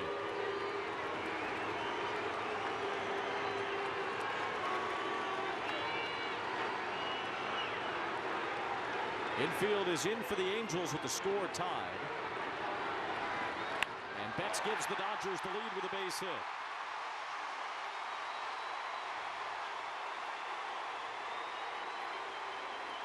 Another curveball, not hit hard that time. It's placed perfectly towards the end of the bat, outside part of the plate, even off the plate. See how he's able to keep his hands back so effectively on that one. Even though he was out in front with his hips, kept his hand back. Gets an RBI single. Well, for Shohei, his 99th run batted in. For Mookie Betts, his 59th. And Betts has a huge lead at first. Freddie Freeman takes ball one. The Dodgers have won 17 of their last 23. They've heated up as the Padres and the Diamondbacks have. And it's kept the Dodgers in first place in the West. Reid Detmers has been susceptible to a stolen base. 13 with 3 caught. And Mookie looks like he wants to run. He has 13 stolen bases this year. He's only been caught once, and he has an enormous lead. He takes off as Freeman takes inside. The throw will be nowhere near. Mookie Betts has his 14th steal.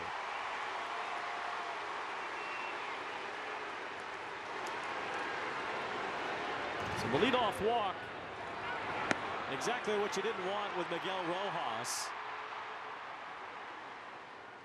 Trying to get on the transfer, unable to get that baseball, but that was a huge jump. I don't think even a perfect transfer, quick pop time, has a chance to throw him out. No, now he's got a big lead off second. Freeman yanks one to right field. That's a base hit. Betts had to wait to see if it would drop, which it did. So he holds at third base, and Freeman has singled as well. 3 straight hits from the 3 former MVPs at the top of the order for the Dodgers. And now with 2 on, Teoscar Hernandez will bat, and Barry Enright comes to the mound. That's why you can't walk Rojas. Yeah, there you go. Go back to your point about that. That 7, 8, 9 in the lineup for the Dodgers. You got to make sure you get those guys out. Here comes Barry Enright. Here comes a drive with Hyundai. Add more joy to your journey. Hurry in to the Hyundai Getaway Sales Event. Get in and get away now. So the Dodgers have taken the lead, and the message here to Reid Detmers is do what you can to keep it close. Teoscar Hernandez has had enormous power this year, and he has been a huge cog in the middle of this Dodger lineup with 28 homers, 29 doubles, and 87 runs batted in. But he's a guy that you can get a strikeout against. Struck out his first time tonight. Detmers has fanned 3. So Shohei tripling home a run. Mookie Betts singled home Otani. Now Freeman with a base hit, pushing Mookie to third. Here is Hernandez. Big cut, but a foul. Into a changeup there. Where he struck him out on a slider.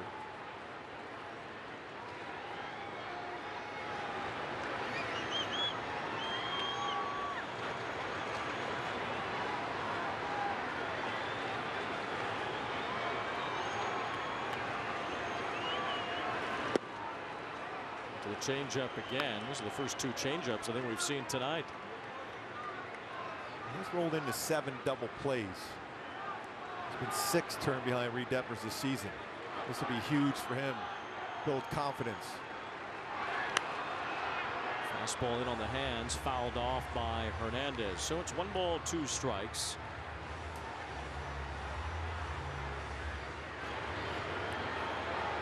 Oscar Hernandez, the home run derby champion at this year's All-Star game.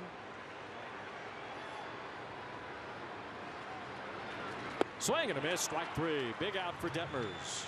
His slider there, a couple changeups, and finish them off with a slider again. 163 strikeouts now for Hernandez on the season. That had great depth to it. So 2 outs. Hernandez is fanned twice. Detmers has struck out 4. All on his slider so far tonight. The batter now is Will Smith. He lined out softly his first time. Out in front of that changeup, no balls and a strike. So Detmers has pulled the changeup out of his back pocket and gotten ahead with these last 2 hitters. Yeah, that's an effective pitch for him. When you go back to when he threw that no-hitter, he threw a lot of changeups in that game, in which he got a lot of ground ball outs. Barry Enright must have reminded him that he has a changeup. We hadn't seen it yet tonight. There's the fastball missing to Smith. And you're looking at for his all-speed pitch. It seemed like throwing more of his changeup now. There's curveball since he gave up a couple hits, including that triple by Otani on his curveball. That's a high strike over the outer edge with the changeup. So if he goes in that same pattern that he had against Hernandez, he would come back now with that hard slider down and in. He's ahead of Smith. 1 ball, 2 strikes. Runner goes from first, and there's a foul by Smith. Freeman will take off, not afraid to steal the bag. He's swiped 6 this year. He's really successful because a lot of times you don't really necessarily pay attention. He's a really good base runner. He's a tremendous base runner for a guy that doesn't rely on speed, just instinct.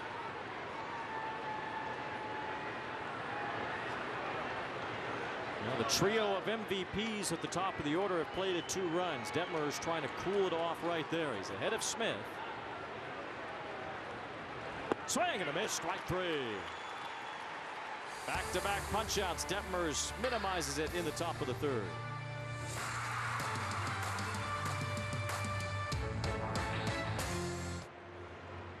From the day's first pitch to the night's final out, MLB Network sets the stage for fans every day. So it'll be interesting to watch what happens here all season long. See the players who are making a statement. Hey, let's check out the board, folks. With live games every week. Inside the park we go. Cutting-edge baseball chatter. Plus highlights, analysis, and live look-ins on MLB Tonight. MLB Network. The game is the star. Baseball is a sport, pero la verdad es que para nosotros el béisbol es otra cosa. El béisbol es un corrido, un dembow y un reggaetón prendido. Es un plácata bien fuácata. Eso es otra cosa. It's the Plátano power and the Arepa power. It's a familiar name and juniors who dare to dream big. El béisbol es otra cosa. For the first time since its original airing in 2008, join Bob Costas for the only extended interview 2 of the game's legends, Hank Aaron and Willie Mays, ever did together. Wednesday at 8:30 Eastern, only on MLB Network.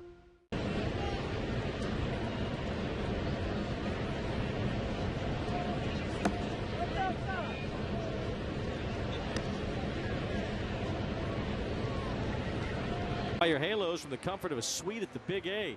Entertain guests with all-inclusive packages, and for more info, call 888-796-HALO or visit angels.com/suites.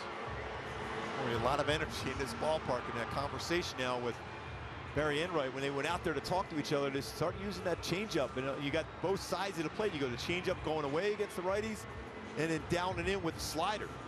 Yeah, it seemed like the conversation basically was ditch the curveball and put in the changeup, as there was the curveball that Otani whacked into the right field corner, and he had been throwing that curveball a lot without much success in the first few innings. And he had him set up. He could have thrown a fastball in on him or that hard slider away. But Shohei did a great job of keeping his hands back. Here is Zach Neto, and then it was a curveball that Betts hit into the outfield as well. So the curveball went bye-bye after the mound meeting, and the changeup helped Detmers get a couple strikeouts to win the inning. Here's Zach Neto leading off the bottom of the third. Now the Angels down by 1 against Buehler, who has given up a dozen homers this year in 51 innings. A long one to O'Hoppe here in the second inning tonight. By the way, there's some serious energy at the ballpark here tonight already. This place is packed. One hop to third as Muncy throws out Neto. Look at the numbers of people that are out underneath the retired numbers in right center field, where it is essentially standing room only underneath all the retired numbers, and people are just milling about back and forth. And even by the bullpens up there on that concourse, it is packed. Underneath the left field scoreboard as well. So this place is jammed all the way through as Shotwell fouls one off. Well, certainly it's expected. Well, Dodger fans travel well, and in this instance didn't have to travel far. There's certainly a bunch of Angels fans that want to see Shohei back here at the Big A and see the Halos knock off the first place Dodgers, who are trying to win the National League West for the 11th time in the last 12 years. And they have a little more traction this year than the last couple, of how well the Padres and Diamondbacks have played in the second half. They still have a lot to shoot for too, as far as trying to have the best record in the National League. Phillies are right there with them. Milwaukee's right there with them. Phillies were down by a lot in the game against Toronto. I think it was like 6 or so nothing. Now they're leading that game up in Toronto. And Toronto scored 6 in the first, and the Phillies now ahead 10-9 with that game in the bottom of the 9th inning at Rogers Center. Schwarber's hit 3 home runs tonight. He's 5 for 6 with 3 home runs. Shotwell out in front, lifts a lazy pop-up on the infield from Muncy. 2 up and 2 down. Well, Dodgers starting pitching has cost them in the postseason, especially last year. And Stats with Lowe's shows a group that has had a decent year collectively, but still struggling to have health. Yamamoto's out right now. Glasnow is out. They just got Kershaw back, and he's on the IL again. They do have a very deep, talented bullpen, but their starters are going to be the key for their run through the postseason. They won 3 out of 4 in Arizona, despite the starters struggling in the first 3 games of that series. Rendon shoots one to right field. Betts is right there. Quick inning for Buehler. 1-2-3.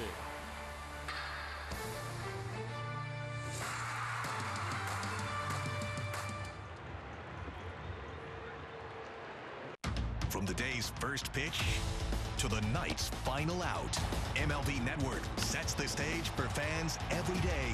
So it'll be interesting to watch what happens here all season long. See the players who are making a statement. Hey, let's check out the board, folks. With live games every week. Inside the park we go. Cutting-edge baseball chatter. Plus highlights, analysis, and live look-ins on MLB Tonight. MLB Network. The game is the star. Christopher Russo is the Mad Dog. Things are shaping up as far as 2024 is concerned. And the only thing he loves more than baseball is talking about it. It's a fun time of the year. Watch High Heat on MLB Network. Man, I've seen things you wouldn't believe. But this I have not seen. You know, nothing phases me, man. Nothing. But these guys got me phased. Now, this game found another gear. Think you've seen this before? Keep watching.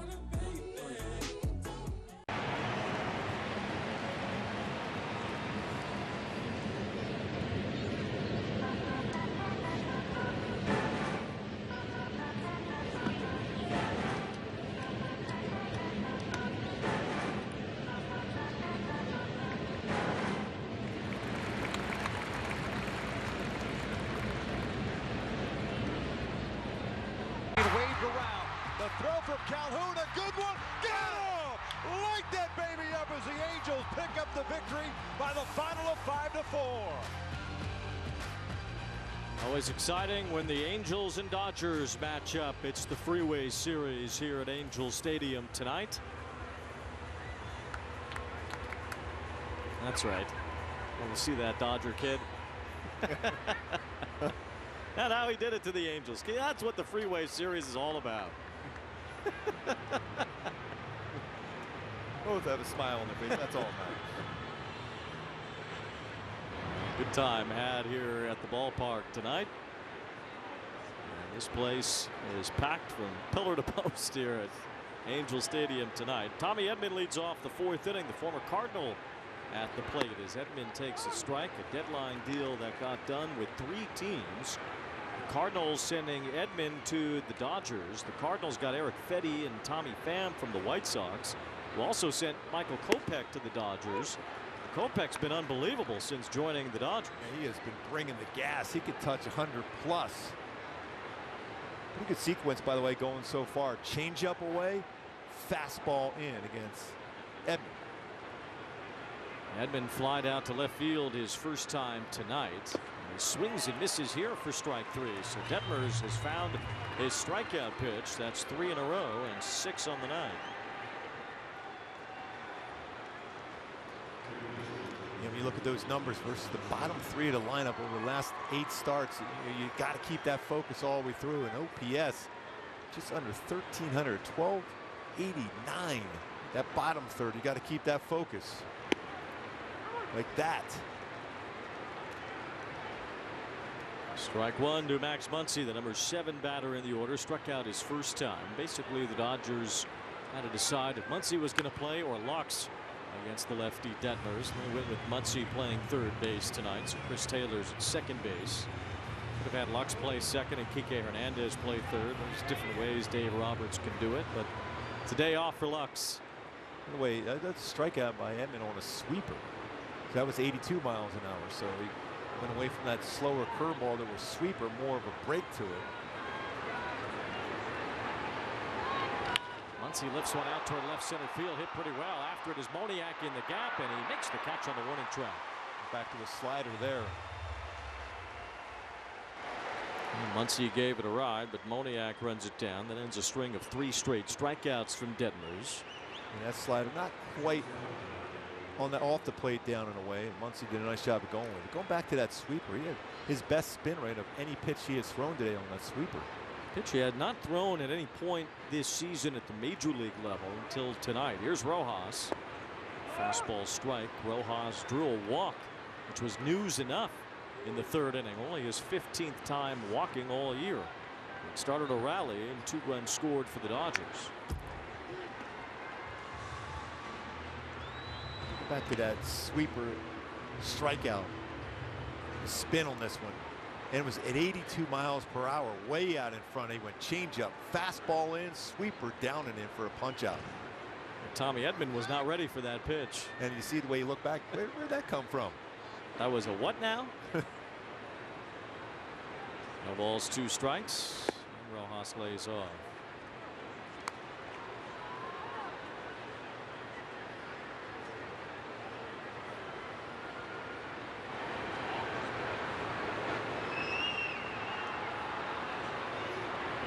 Two balls, 2 strikes on Rojas, who has been a valuable piece to this Dodger club this year.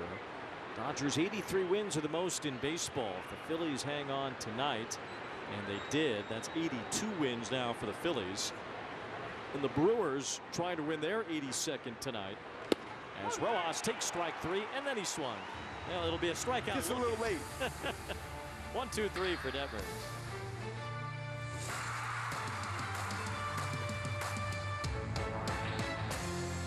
For the first time since its original airing in 2008, join Bob Costas for the only extended interview 2 of the game's legends, Hank Aaron and Willie Mays, ever did together. Wednesday at 8:30 Eastern, only on MLB Network. Pete Alonso, franchise cornerstone, homegrown Met. That's the guy you want to build your team around. You know, Pete has turned into such an intelligent hitter.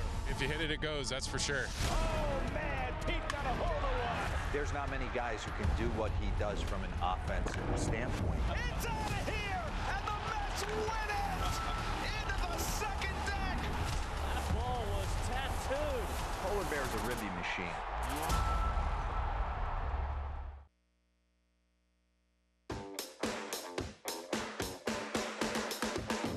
Welcome to Drive to Diamond Express, your one-way ticket to Team Affinity and beyond. We're coasting into sunny San Diego, California to celebrate Mr. Padre himself in the 25th anniversary of his 3,000th hit. And while we're on the Team Affinity Highway, say hello to the brand new action figure card series. And finally, choose your exit wisely because we got too many good things on the horizon. A burrito with French fries, I'm in.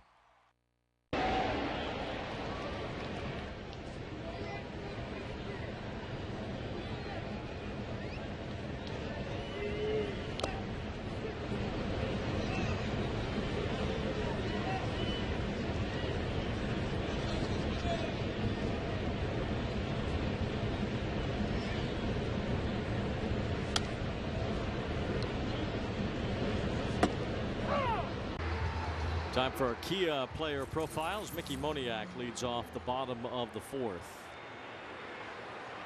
As he hit the ball a lot harder since the All-Star break. A lot more baseballs hit on the line. He still has the power to lift the ball out. Now with 12 home runs on the season. It's 2 off the 14 that he hit last year. As Buehler misses with the cutter. 1 ball, 1 strike. Buehler has allowed a run on 3 hits in 3 innings so far. O'Hoppy's home run, the only run allowed. Buehler's been mixing his pitches effectively here so far tonight. Coming off a pretty solid 4 2/3 last time out. Mentioned it earlier, he has not been going very deep into games yet. Last time he pitched more than 5 innings was May 31st. His season high 6 innings against Colorado.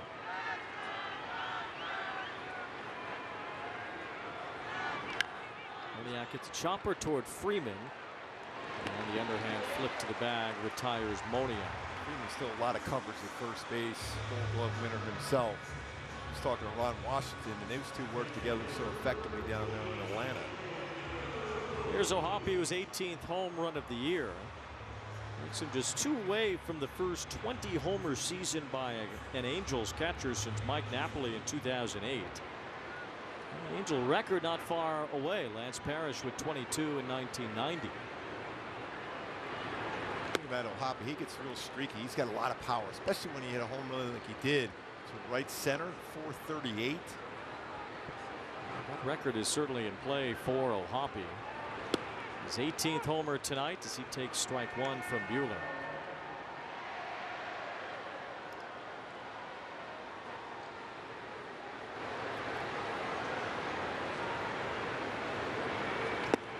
Good take on that fastball in sinker. Mostly 4-seam fastballs from Buehler. We threw a sinker there.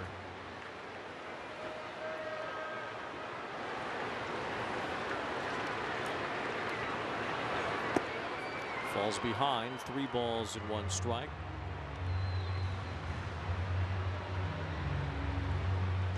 Throw his cutter quite a bit in this count.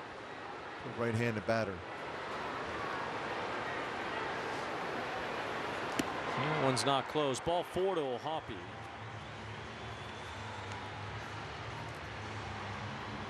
It's the second walk issued by Buehler. That gives the Angels a base runner with 1 out to bring up Brandon Drury, who had the last Angels hit, which came after O'Hoppy's home run. Buehler about to reach 60 pitches. Threw 90 in his last performance. His season high 92. Certainly Dave Roberts, the Dodgers, comfortable with their bullpen. And they'll use him up if need be tonight. Dodgers have an off day on Thursday, and there's Dave Roberts going over it with Kershaw right now. Yeah, Kershaw was doing a little bit of running earlier today, playing some catch out in the outfield here early. Toe injury for Kershaw. As Drury hits a bouncer to second, should be a double play to end the inning.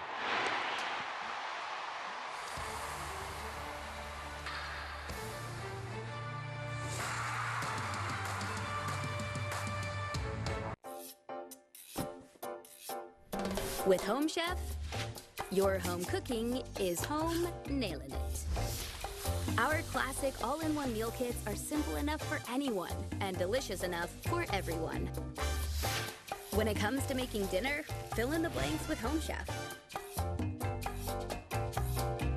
Delicious, meet simple. Get 18 free meals when you sign up at homechef.com.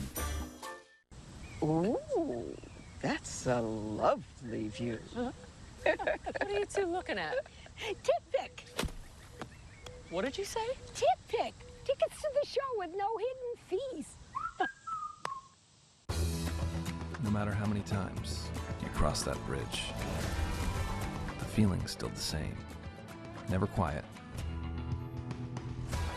but calm and best shared. Peter Millar. Those look good. We've got to get you some. Oh, we don't need to get one. No, today. Are you serious? I'm serious, baby. Your boots have holes in them. All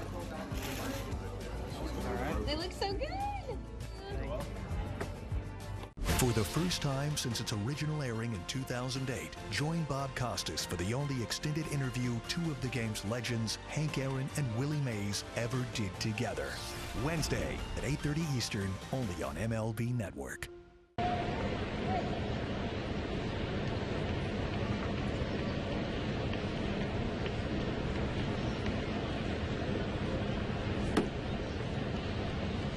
Got our T-Mobile coverage cam. The sweeper by Reid Detmers.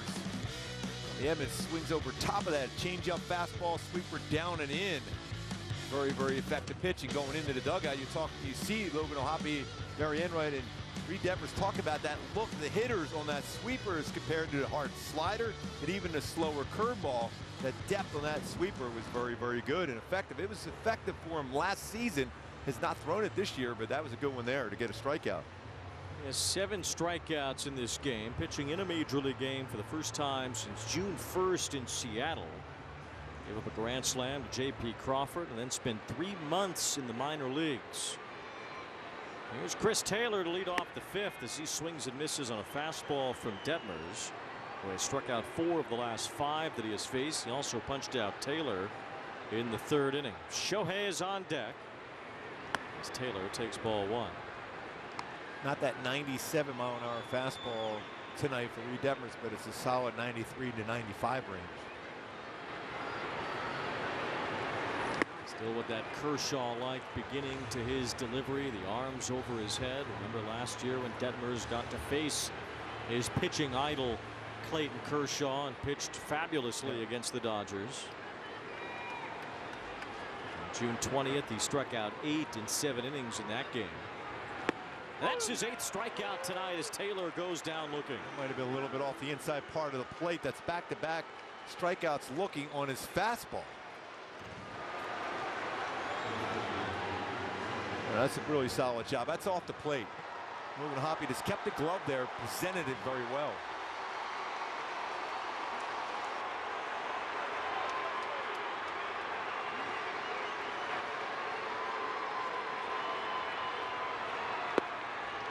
There is so much reaction for Shohei everywhere he goes. Certainly Angels fans saw it up close and personal over the last few years especially. What a 3 years it was. 3 of the most dominant years a baseball player has ever had. Yeah, you can make an argument best 3. I mean, there's been some great ones from Sandy Koufax to a number of others, but that was phenomenal what he did for 3 straight years. 2 balls and no strikes on Otani.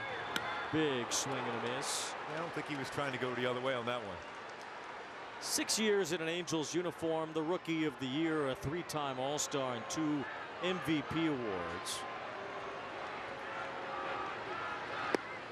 3 balls and a strike. That's a pretty good slider, a little bit off the plate. That's the one I think he wanted to throw. Looking back on it, that last at bat where he threw a curveball in the inner half against him. Detmers has to be careful here as Shohei comes out of his shoes to swing at that slider. It's 3-2. A little harder slider there too. Otani had a .964 OPS to go with a .284 ERA in his last 3 years as an Angel. The man became the unicorn, and on 3-2 he takes strike 3 call. Mo Larry the Cheese. 3 strikeouts in a row with fastballs looking. 95.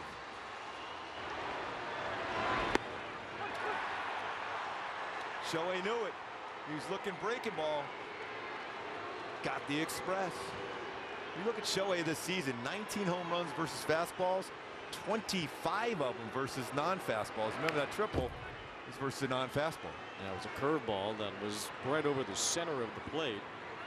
Shohei lined the right field corner. So Detmers now has 9 strikeouts in this game. He has punched out 6 of the last 7. He did have a 12 strikeout game earlier this year against Boston. Pretty interesting. Twice in a row for Mookie Betts. He's swinging at the first pitch. He's a guy that generally doesn't swing at the first pitch a lot. He's had a couple good hacks at it, an RBI single and a pretty good swing at the first one. Detmers ahead of him, no balls and 2 strikes.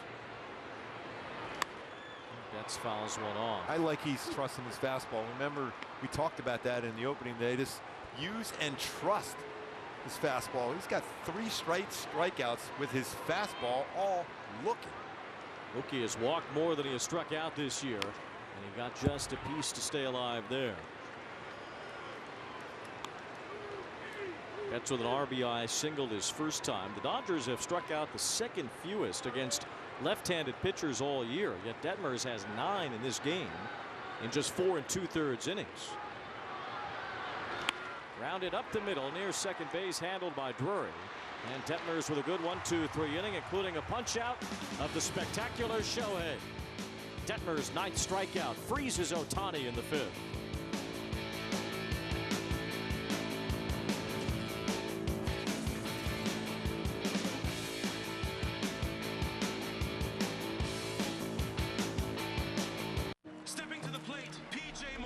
I believe this is where it all began.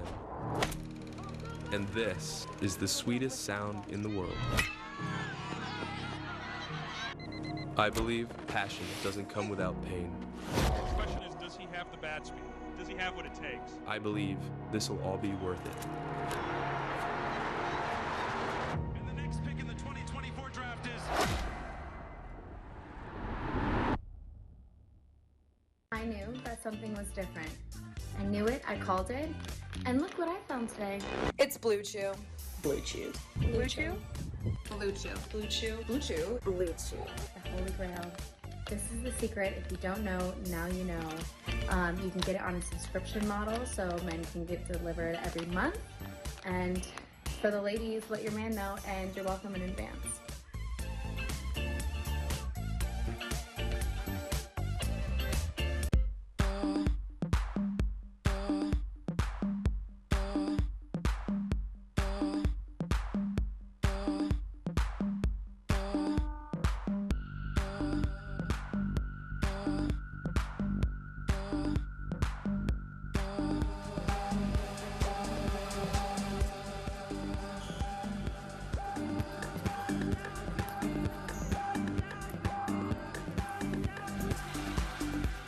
This is The History of Glasses by Warby Parker. A theory of optics emerges in Egypt. Then for a while, not much happens. Experience Angels baseball with the Coca-Cola Friends and Family Fun Pack. For only $44, get 4 tickets, 4 hot dogs, and 4 soft drinks. For more information regarding the Coca-Cola Friends and Family Fun Pack, visit angels.com/funpack. Now, Reid Detmers 9 strikeouts in 5 innings. Had a hiccup in the 3rd, giving up 2 runs, but largely it's been a successful return to the big league. Yeah, I just love his using his fastball, set up his secondary pitches effectively. See if the Angels can get him some offense. As Adele, it's a high fly ball, but not carrying much out toward left center. Hernandez has room, and there's 1 out. He just got it in there just enough to keep it in the ballpark. Able to get that barrel out quick enough. He just missed it. Oh, 1 away. Well, Reid Detmers probably didn't love being in AAA for 3 months. Maybe felt a little bit forgotten while he was down there. But ultimately, it's up to him. If he ends up staying in the big leagues from this point on until the end of his career, he has more than enough talent and potential. And if Reid Detmers ever steps foot on a AAA mound again, it'll either be because of injury or underperformance. Yeah, I mean, it's the trust in your stuff.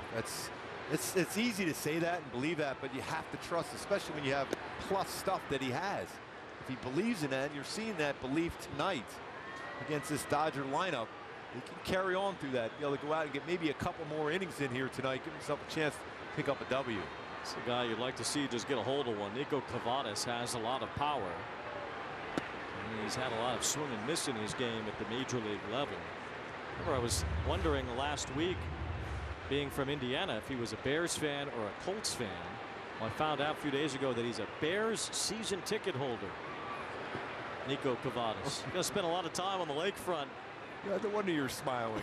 In downtown Chicago once the season is over. I'll see him there.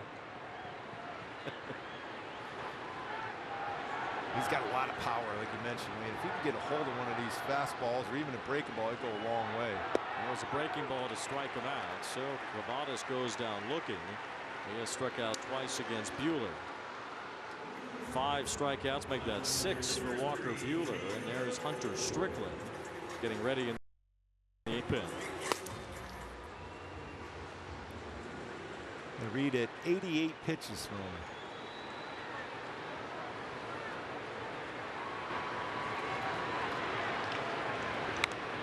You have Freeman, then 3 consecutive right-handed batters.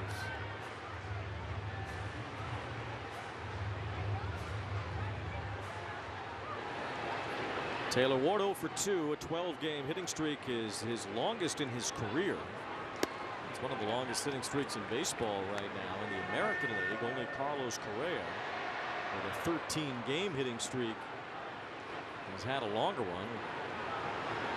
Correa's been out for quite some time as well. Hasn't been able to extend or end that hitting streak. Minnesota lost tonight against the Rays 2-1. And the Royals lost again also. They haven't won in a week. Cleveland beat them today 7-1. Ward shoots one toward the right field corner. Betts on the run after it. That ball is gone! He kept it fair in the right field corner. He ties the game with his 20th home run of the year. Now that is a great swing for Taylor Ward. Stayed on it. A rocket to right field. A four-seam fastball. Just like that. Tie ball game. 20th home run.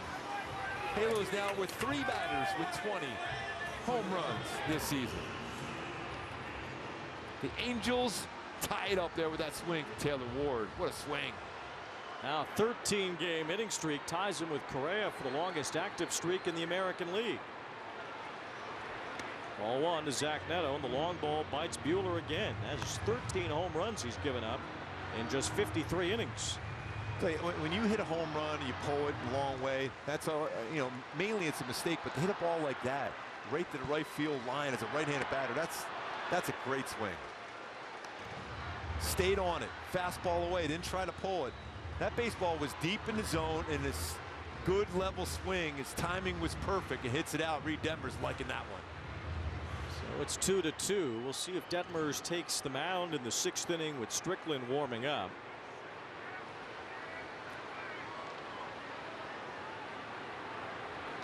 Neto had a pitch there that stayed up, fouled it off. You see his reaction on that one. Detmers pacing around the dugout like he's coming back out.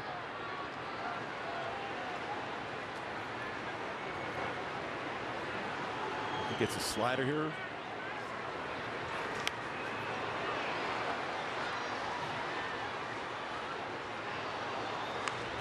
What a swing, though. Just going back to that. I really like that swing for Taylor Ward. And he has been hot lately. He goes in those stretches where he's one of the best hitters in the game. He's on one of those stretches right now with a 13-game history. He's on a heater, 1-2. As Neto lines one toward left, that gets down for a base hit. Now you might see him attempt a stolen base with 2 outs to get into scoring position for Shonowell. That's Neto's 2nd hit tonight. Buehler retired the first 2 in this inning. Now 3rd time through the order. He's allowed a home run and a single.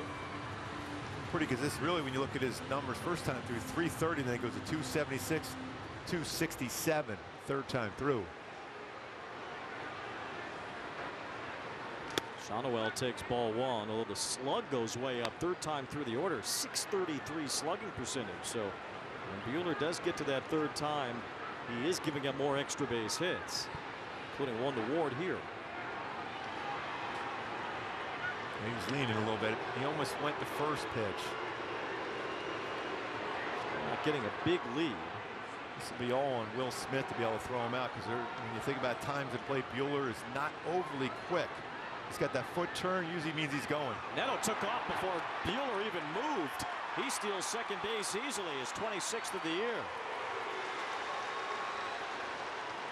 That was a stolen base like our good old buddy Torrey Hunter used to always do. This is go.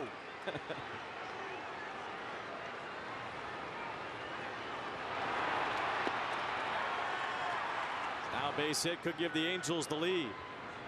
Shawnuel takes ball 3. The green light here? Yes. I know he's a young hitter. He's got such a good idea of the strike zone. I think we're going with some big time hits in his career versus the Dodgers waiting on deck. But if he has a pitch in his zone, I got to believe he's ready to go. 3 balls, no strikes with Neto at second. Strike or a look by Smith down to second base. Keep Neto somewhat close. He'll be trying to get a big jump for 2 outs. Mookie Betts has an outstanding arm in the outfield, in right field. He certainly does. The best thrower in that Dodger outfield right now is Betts. 3-1. And swing and a miss on the cutter. It's 3-2. He went fastball 3-0, cutter 3-1.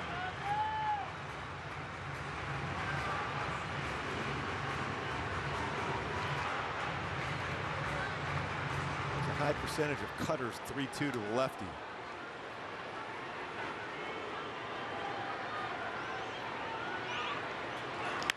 Bounce back to Buehler, knocks it down, stays with it, and throws out Shawnuel. The game is tied. Taylor Ward goes the opposite way, straight down the line, kept it fair in the corner. Home run number 20 has made it 2-2.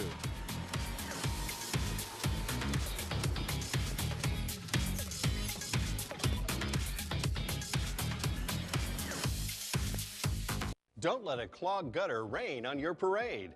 Protect your home with Leaf Guard, the only one-piece seamless gutter system guaranteed to never clog, no matter the weather. Never clean your gutters again with Leaf Guard. Leaf Guard's patented seamless design keeps leaves, pests, and sediment out while directing water away from your home, preventing wood rot and foundation decay, giving you peace of mind that your home and family are protected from water damage with the industry's premier maintenance-free gutter system. Leaf Guard is the smartest solution in gutter protection, proudly protecting your home by getting it right the first time for a lifetime. From manufacturing to installation, Leaf Guard handles the entire process from start to finish. Invest in your home with a company you can trust. Call 888-6-LEAF-GUARD right now for a free estimate and save 20% plus $500 off your purchase and installation. Leaf Guard, get it today, protected for life. These players bring finesse and make sacrifices. They benefit from fortune and succeed through sheer will. These are the Gillette Labs plays of the first half. Wednesday at 2 Eastern on MLB Network.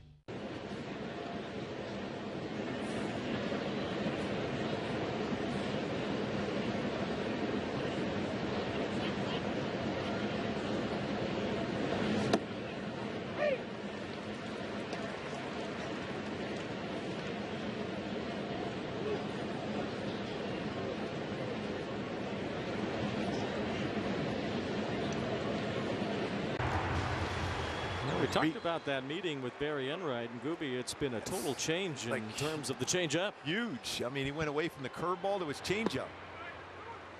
And all of a sudden, you're seeing a more effective Reid Detmers because there's good separation, too, with the speeds. He's trusting his fastball, but his changeup has been good. This might be his last batter. Freeman is at the plate. Strickland had been up. Lefty-lefty against Freeman, then right-handers Hernandez and Smith. Imagine this will be it for Detmers. We're about to find out. Freeman, it's a fly ball to left field. As Taylor Ward makes the catch. 1 out. Ron Washington hasn't budged yet.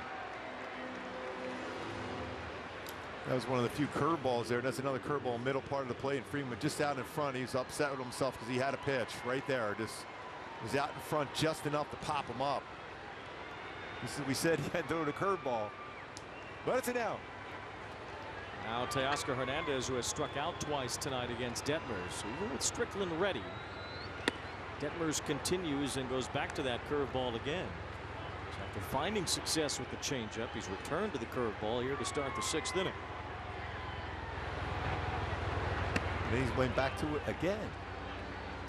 3 in a row, and he missed with 2 there to Hernandez. And really, you can make the argument he missed with all 3. He didn't really want to leave that one center cut to Freeman either. It's a dangerous pitch now with this power 2-0. It's a strike in a good spot. Now that's a real good pitch by Detmers.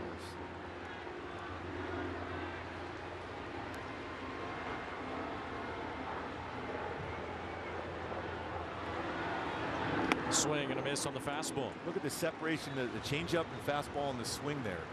85-94, and he was late. He's got him a couple times on breaking balls. Success with that back knee slider. Instead tried to burn the fastball in, left it over, and Hernandez fouled it. But still, he was late on his fastball. And a big crowd here tonight. This place is full. You love to see Angel Stadium like this. Beautiful night, big crowd, September baseball. The Angels and the Dodgers in the Freeway Series. Reid Detmers back in the big leagues, pitching well, trying to finish strong with a 2-2. Hernandez loops it to right field. Joe Adell starts in after it, gets there, and makes the catch. And Wayne, the atmosphere like this is really important for the kids on this team too. You see Logan O'Hoppe hits a home run. You're seeing a good night at the plate by Zach Neto. So these guys are getting experience in an atmosphere like this, where they hope to carry this into the future, where you're playing all these games with these kind of crowds and being excited about it. Well, Caden Dana said the other day after pitching against Seattle, not used to seeing all that much stadium behind the batters. There is a whole nother level of big league baseball. Caden Dana found out the other day. Will Smith is the batter here. And takes a strike. Here's Erica. Yeah, Ron Washington talked about it before the game, the spectacle of Major League Baseball, but also when Shohei comes back to town, he says he hopes these young kids embrace it. That's what they have to look forward to, because he's not expecting them to be where they are for much longer. He expects it to change quick, so they better embrace all this attention, everything that comes with it, and enjoy it, and he thinks they will. I like that. I mean, it's invaluable to get this opportunity to be on a stage like this with this crowd. Get back to being consistent winning baseball. That's in there, strike 3. 10 punch outs for Detmers. 6 solid innings against the Dodgers. Reid Detmers welcomes himself back to the big leagues.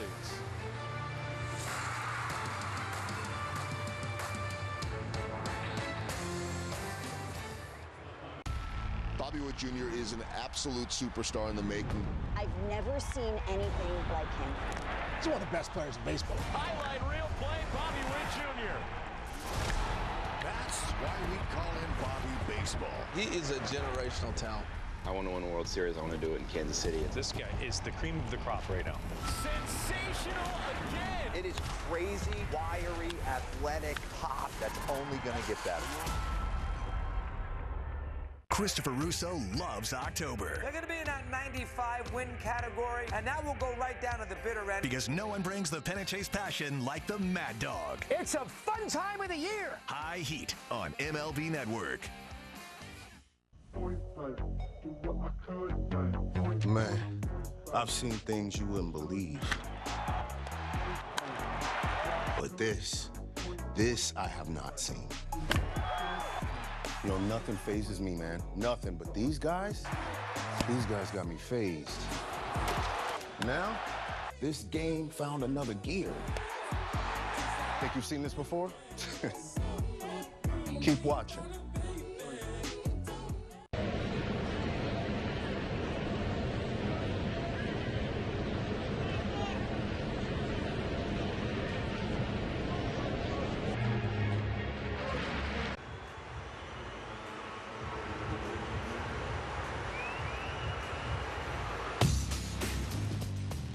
Arco top-tier play as we take you through Reid Detmers' 10 strikeout performance.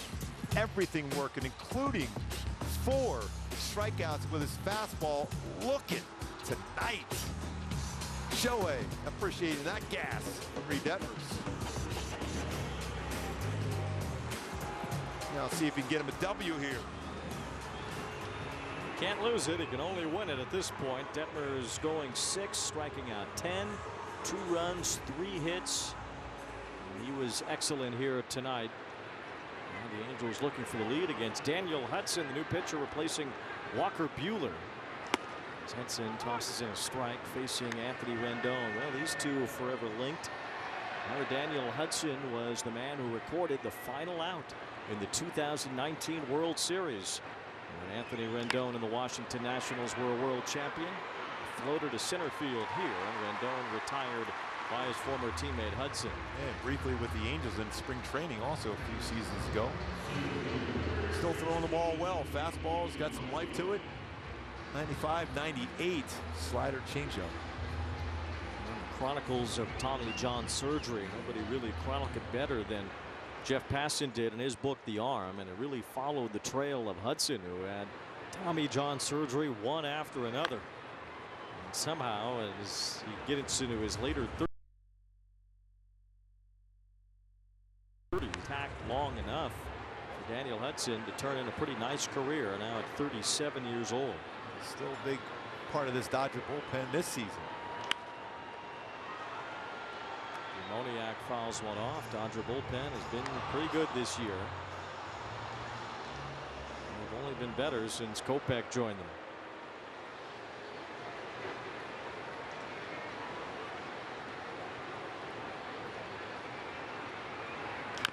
Moniak fouls that one off his foot. Dodgers bullpen 3.63 ERA, 5th best in baseball.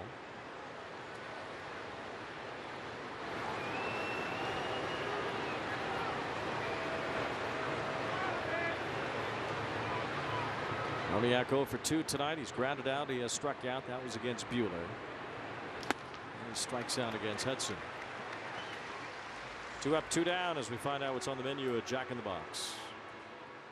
I invited Deadpool and Wolverine over to whip up some mini Jimmy Bang Bang. That was a mistake. Welcome to Jack in the Box.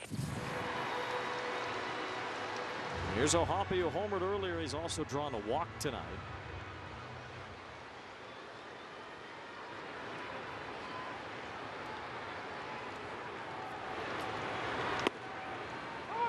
Strike one. The Orioles have taken over first place in the American League East. Baltimore beat the White Sox tonight, and the Rangers just walked off the Yankees with a grand slam. Wyatt Langford off of Clay Holmes. He pushes the Yankees to second in the East, and now the first wild card holder in the American League. It's going to be a fun September. Races in MLB. 2 balls and a strike on O'Hoppe. So far, some pretty solid takes tonight for O'Hoppe. First home run in a couple weeks, and aside from the home run, just a really good swing that he put on the ball for the first time in a while. Swings over top of that slider, and it's 2-2. You want to go back to the almost the exact same swing you hit out the right center to stay on it a little bit longer. Don't try to pull that.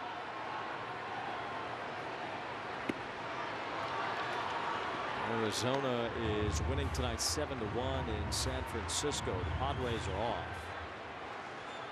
I didn't realize how many more runs that the Diamondbacks have scored than anybody else in baseball. Their offense is incredible. Hoppe strikes out, ball got away, didn't realize it, but Smith tags him to end the inning.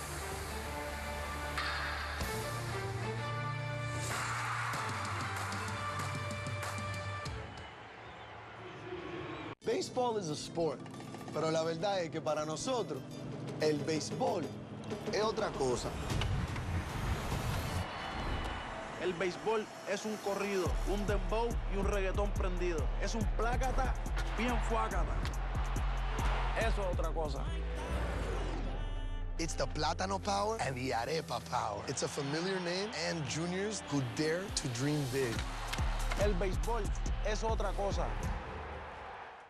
From the day's first pitch to the night's final out, MLB Network sets the stage for fans every day. So it'll be interesting to watch what happens here all season long. See the players who are making a statement. Hey, let's check out the board, folks. With live games every week. Inside the park we go. Cutting-edge baseball chatter. Plus highlights, analysis, and live look-ins on MLB Tonight. MLB Network. The game is the star. These players bring finesse and make sacrifices. They benefit from fortune and succeed through sheer will. These are the Gillette Labs plays of the first half. Wednesday at 2 Eastern on MLB Network.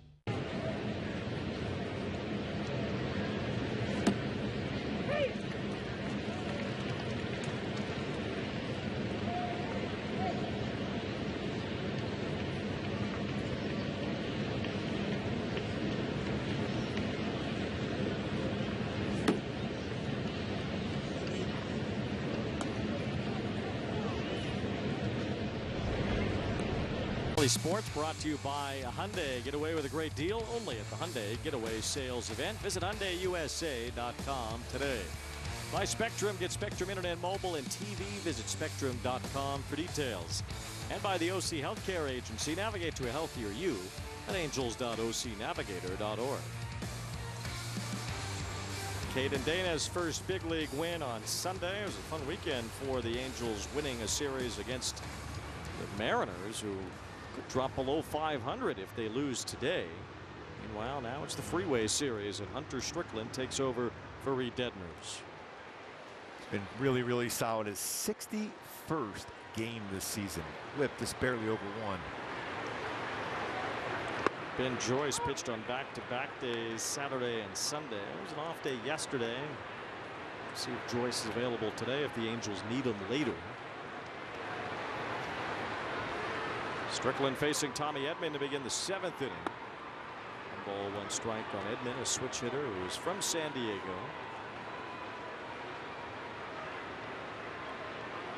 At the time in a Cardinal uniform for Edman, was hurt for most of the season until after the trade deadline.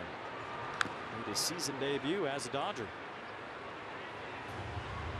Cover a lot of ground, play a lot of defensive positions, runs well. This is the 36th game for Strickland in his career versus the Dodgers. Edman's dad was a high school baseball coach at La Jolla Country Day School. Swing and a miss, good pitch. Good changeup, good arm action on it.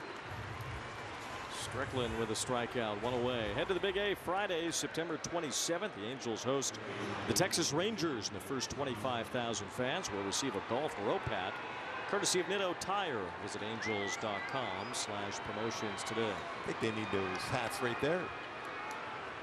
I think they got matching cowboy hats, though. Yes. For the two teams. Here's a fly ball from Muncy toward the left field line. Taylor Ward, a long run, has room in play and fair ground to make the catch. 2 outs. Always dangerous and powerful Max Muncy out there. Strickland gets through the first 2. Speaking of the Dodger bullpen, well, the Angels bullpen leads the majors in ERA since June 17th, 2.63 their mark. There's Brock Burke, who's been impressive since joining the team, and well, you know he's getting ready for Shohei. Chris Taylor on deck. Take a couple of base runners here with 2 outs to bring the big guy to the plate. Rojas taps it to third, and Doan reaches out to grab it. Quick inning for Strickland. 6 pitches, 1, 2, 3.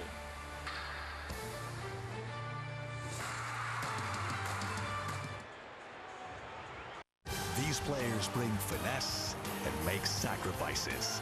They benefit from fortune and succeed through sheer will.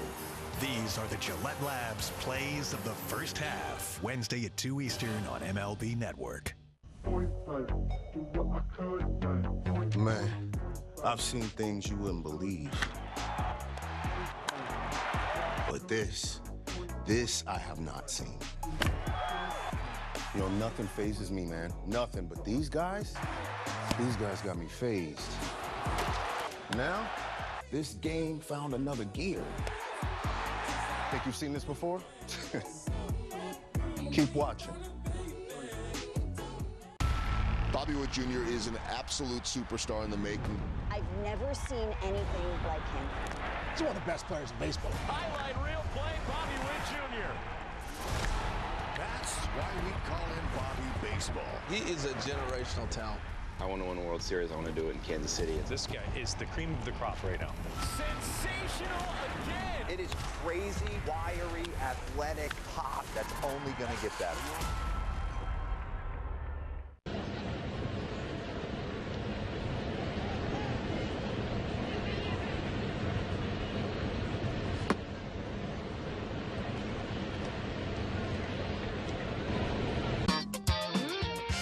All right, who's your favorite NFL football team? I might have a guess, but I just want to have some verification on that one. It would be the Kansas City Chiefs. But I'm just going to hope and you say the right thing. Philadelphia Eagles. That Super Bowl a couple years ago, there was a couple things that went against the Eagles in that game, but you're still feeling good about the Chiefs, right? Oh yeah, I mean every year in and year out, the last couple of years, you know what you expect, and it's becoming a dynasty, so it's been fun to watch. Did you say fly, Eagles, fly? I might have.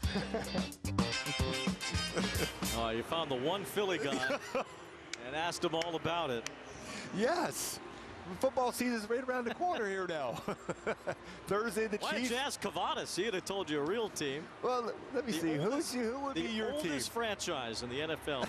The founders of the league. You talking about the Eagles again? Papa Bears. Yes. Chicago Bears. Oh, yes. That's the winner. Okay. There you go. It's Caleb Williams' world now.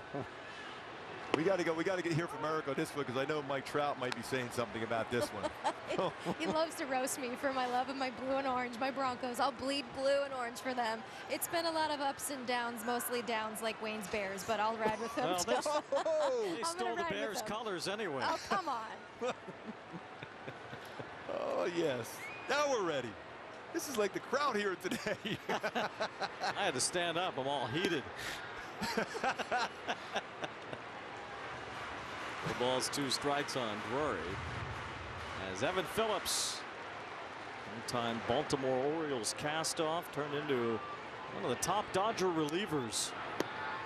The count goes to 1 ball, 2 strikes on Drury. Bottom of the order here with Adele and Cavadas. The Bears fan to follow. Those are the power fastball. Get up to 98. There's a cutter, slider, and changeup. Down to the third. It's handled by Muncy. And Drury's the first out. So this game's still knotted up as Joe Adele will bat after a drive with Kia.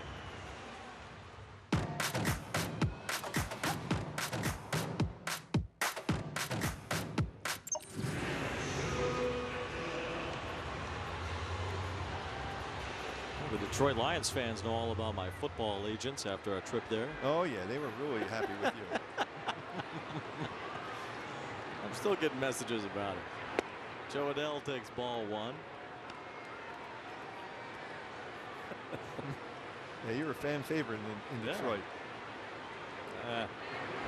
Deal with it. Adele had a good cut but fouled it off. Adele flied out to pretty deep left his last time. He just missed that one. Buehler got inside just enough on him. Part of a triumvirate of Angels that have now hit 20 home runs this year. I didn't think I'd throw that word at you today, did you? No, I'm happy you did.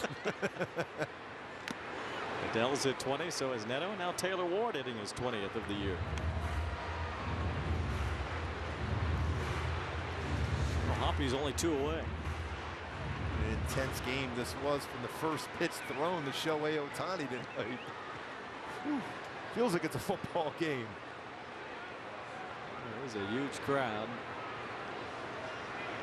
dialed in for this one tonight. Reid Detmers was very good tonight in his comeback to the big leagues after 3 months at AAA.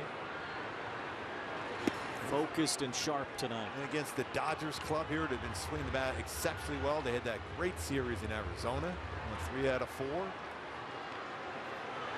We expect a 6-man rotation right now for the Angels. Griffin Canning will pitch tomorrow.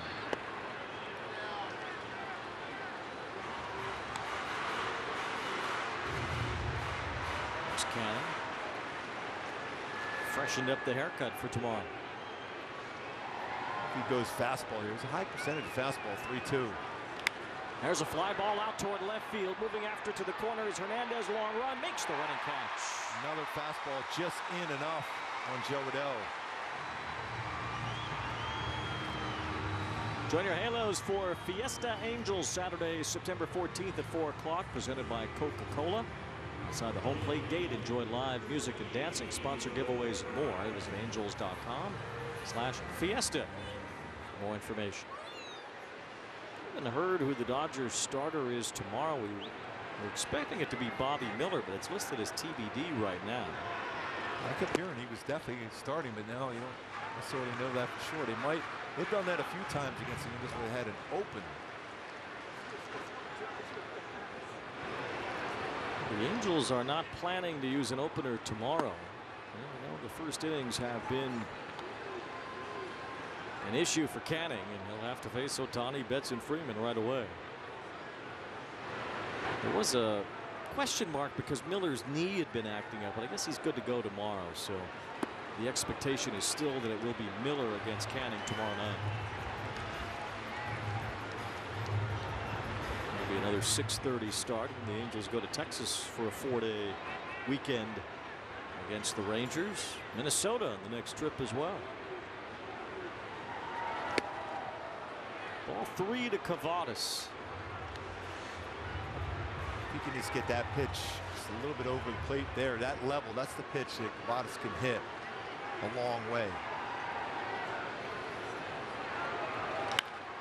Fly ball to left field. Got under this one. It's pretty deep. Hernandez back and makes the catch on the warning track. That ball kept going, but Quijada just missed it to end the inning.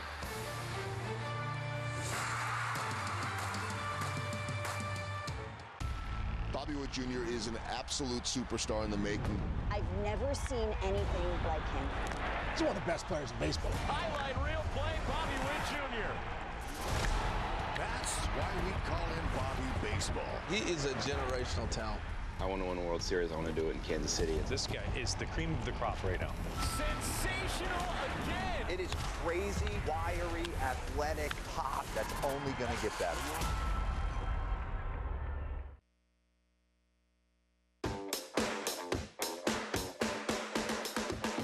Welcome to Drive to Diamond Express, your one-way ticket to Team Affinity and beyond. We're coasting into sunny San Diego, California to celebrate Mr. Padre himself in the 25th anniversary of his 3,000th hit. And while we're on the Team Affinity Highway, say hello to the brand new action figure card series. And finally, choose your exit wisely because we got too many good things on the horizon.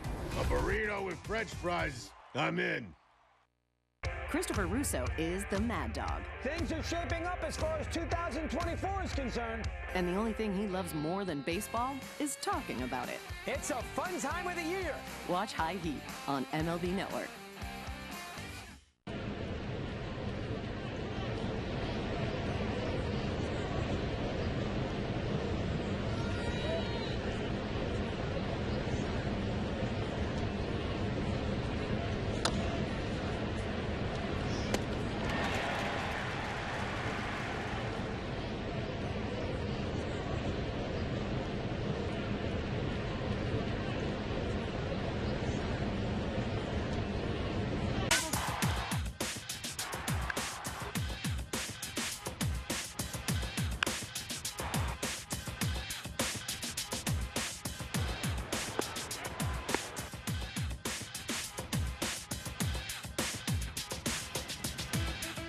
Jimmy John's scoreboard as the Angels with solo homers in the second and the fifth got their 2 runs. Dodgers 2 in the third. RBI triple from Shohei Otani. He scored on a base hit by Mookie Betts. And it's 2-2 into the 8th inning. And here is Jose Quijada to try to keep it tied. The energy level that Quijada brings this stadium, already that energy in this yard. He's going to feed off of that. The tough part of the lineup, you got Taylor, and then you go with Shohei Otani and Mookie Betts behind him. Angels pitchers have retired 14 in a row. The last Dodger base runner was Freddie Freeman, who singled immediately after Betts' RBI single in the third. Then Barry Enright went to the mound. Detmers responded with back-to-back strikeouts. And he took off through 6 innings, didn't allow another base runner. Meanwhile, Hunter Strickland worked a 1-2-3-7 as Quijada falls behind Taylor. Well, better figure it out quick. There's Shohei.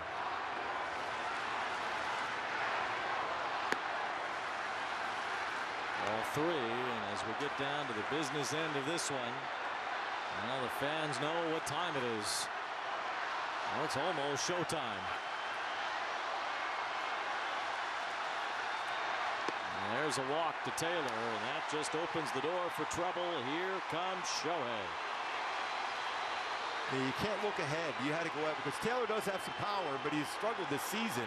You can't look ahead to Shohei. Now you have to deal with Taylor, who actually runs well too at first base.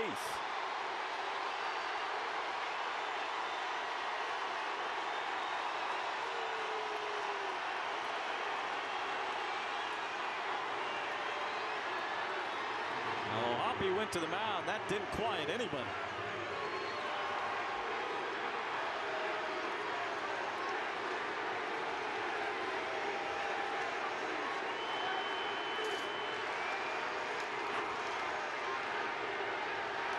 All one. Quijada's missed with 5 straight.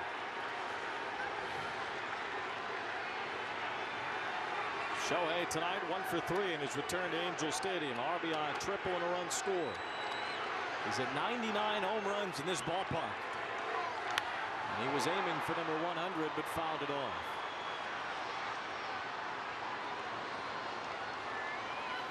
That's what it's all about, Wayne. This is fun right here. Energy at the ballpark. Quijada with tons of energy, and Shohei Otani at the plate.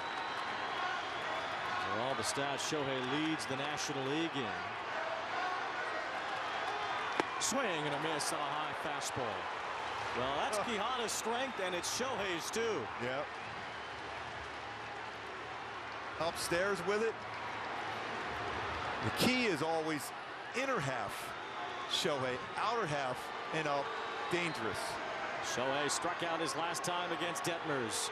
All the power and calmness of Otani at the plate. Quijada as spicy as can be on the mound. The 1-2. Swing and a miss, strike 3. She's upstairs at 96. What a pitch-by-pitch sequence by Quijada against Shohei. Fastball 93 off the plate. Fastball 93 inner half. Then he goes upstairs 94, and then he goes 96. But you got to refocus. You got an outstanding, great player at the plate now with Mookie Betts. No rest for the spicy here. Mookie Betts takes a strike. That's one of the first times in a while he's taken that first pitch strike. Wow, what a sequence of pitches by Quijada versus Otani. Taylor with a leadoff walk at first. Otani struck out. Ball 1 to Mookie Betts.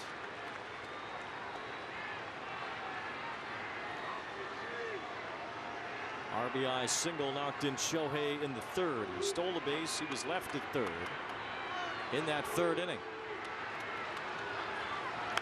He pops this one up. Great pitch. In. Shonowell's got it for the 2nd out.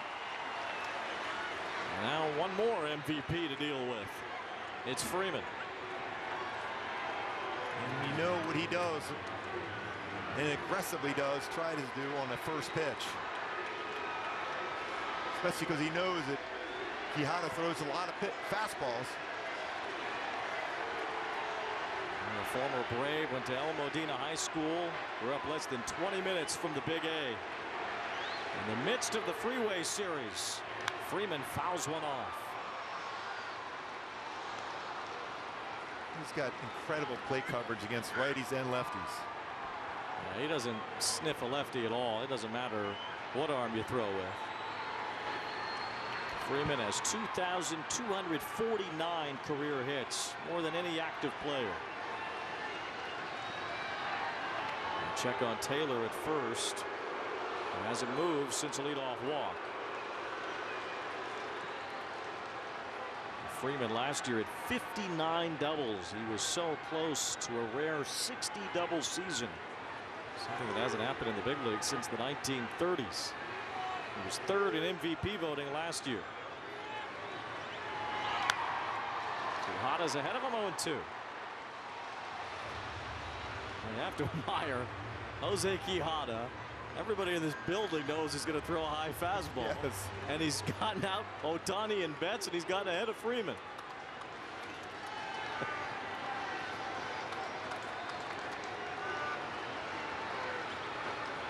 Here comes on 0-2. And it's fouled. Freeman got up there. That didn't quite get up there above the zone, though. Really amazing that Quijada can get through these batters without much of a secondary pitch. Well, if he had a slider, this would be a time, but this is #1 pitch. He's going to go with it. Power against power, and Freddie Freeman at the plate in a tie game. And a Tapper foul. It was a fastball away. That was a perfect spot there.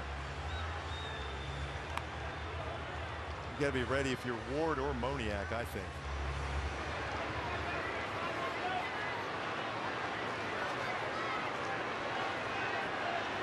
Jose Quijada trying to keep it tied. Taylor's the go-ahead run at first.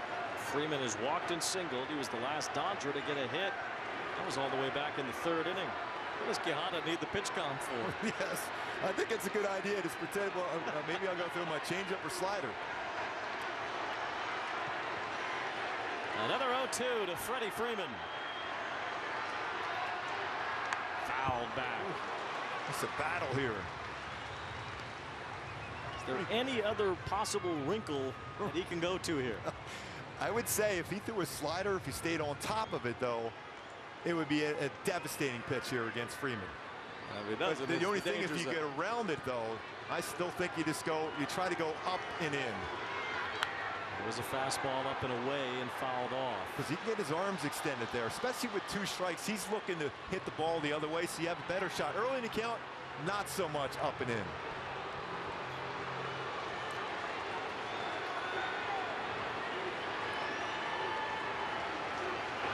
All fastballs in this inning. Freeman 1 for 3 against Quijada. He struck him out twice. Try to here on 0-2. It was the slider finally, a look at something different, and Freeman spit on it. Yeah, if it was this a little bit too far off the plate for a guy with a great eye. This is a battle, and what a fun night here at Angel Stadium so far. Freeway Series is packed in a big house. A tie game late, and Freeman at the plate with a count of 1-2. Another foul.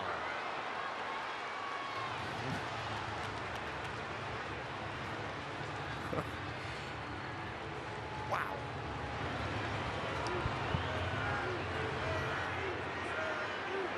I know the NFL starts this week, but this is the best sport in the world. Yes. It really is. 1-2 on Freeman. Foul back again. Now that's a spot I thought he had a shot at him at, and he still fouled that one off. At 96, a big smile from Freddie Freeman. It's like the battle at the OK Corral here. The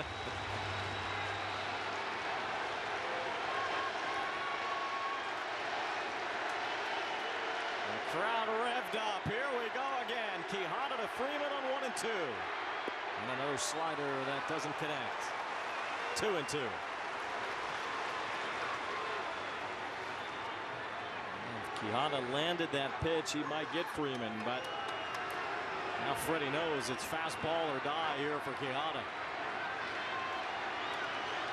2 balls, 2 strikes.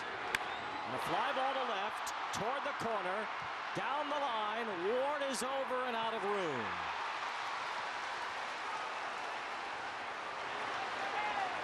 That one at 95.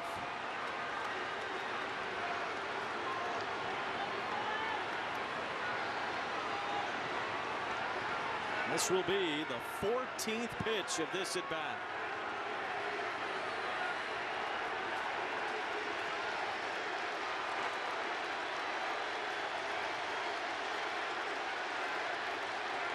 This place has gotten awfully loud. I wonder if a pitch timer violation was called here. No, he was able to get that in there with the pitch timer. Well, the umpires are trying to get together as well.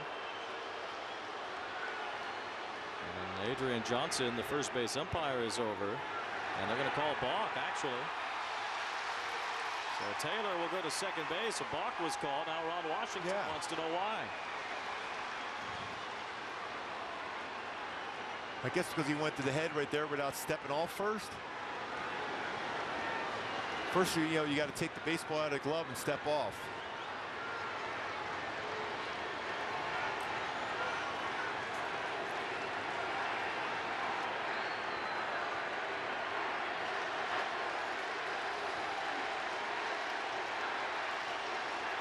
This will be the 12th pitch of the at-bat. Now Taylor with good speed, the go-ahead run at second base.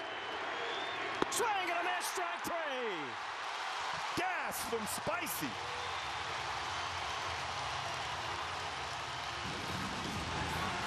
He brings the energy. There's no doubt.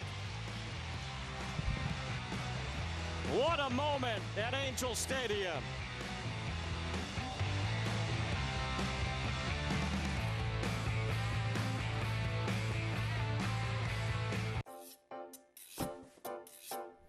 With Home Chef, your home cooking is home nailing it. Our classic all-in-one meal kits are simple enough for anyone and delicious enough for everyone. When it comes to making dinner, fill in the blanks with Home Chef. Delicious, meat simple. Get 18 free meals when you sign up at homechef.com.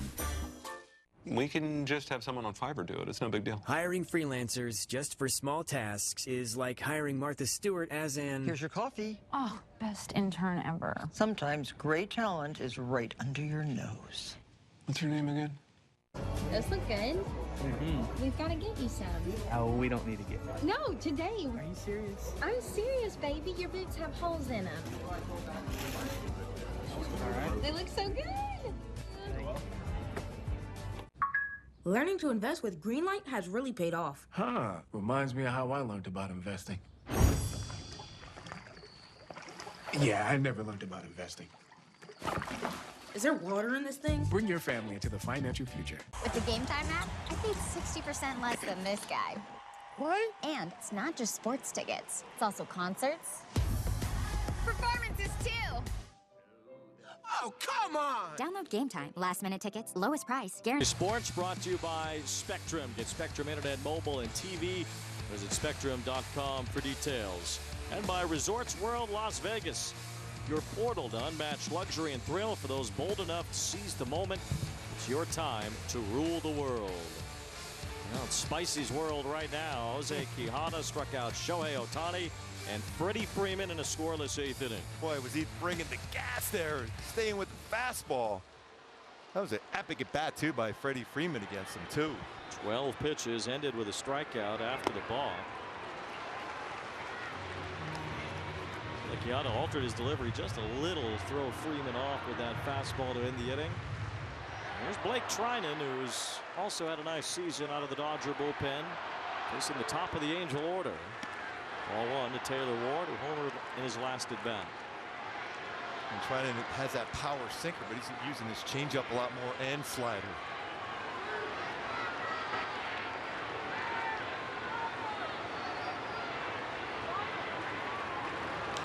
Punch to right, caught by Freeman. Well, a nice swing there, but just played perfectly by Freeman off the bag.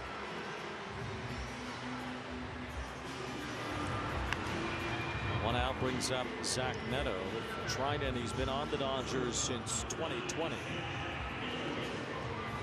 He didn't really pitch either of the last 2 years as he was recovering from injury. Made 5 appearances in 22 and none last year.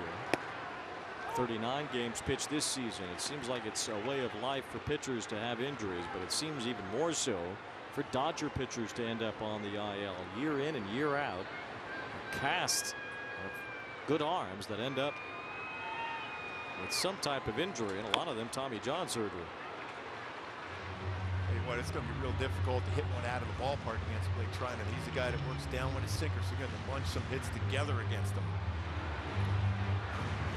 There's Joyce getting ready in the Angel bullpen for the 9th inning.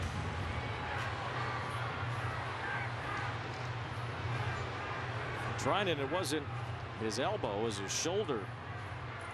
Kept him out for so long in 22 and 23.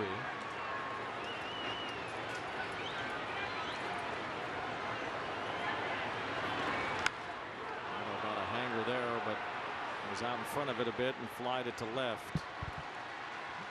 Hernandez with the catch. 2 outs. Angels haven't had a hit since Neto singled in the 5th after Ward's home run. Shawnoel will bat after we hear from Jack in the Box.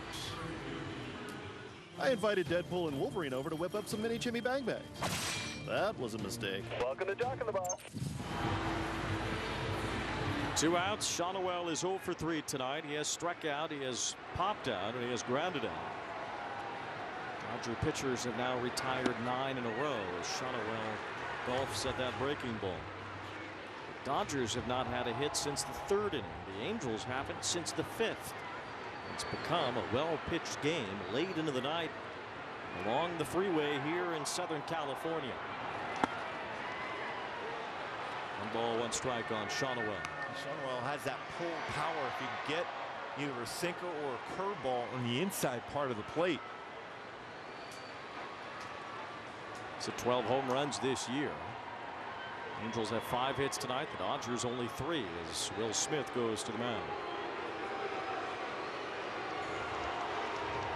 And after all this, regardless of how it ends tonight, we'll come right back here tomorrow for game 2. Griffin Canning, Bobby Miller, the expected starters. And what will be the last interleague game for the Angels this season tomorrow. They'll play all American League teams from here.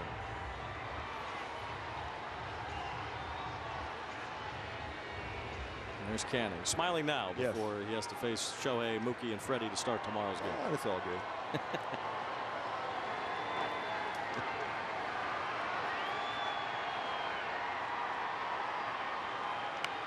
Ooh, that was the one right there where you could pull that sweeper.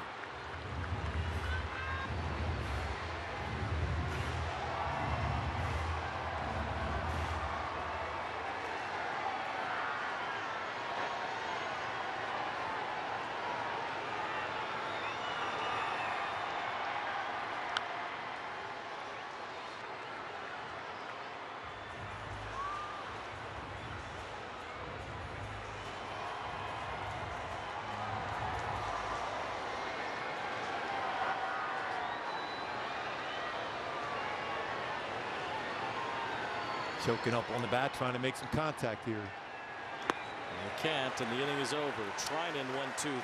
It's time for Ben Joyce in the top of the 9th.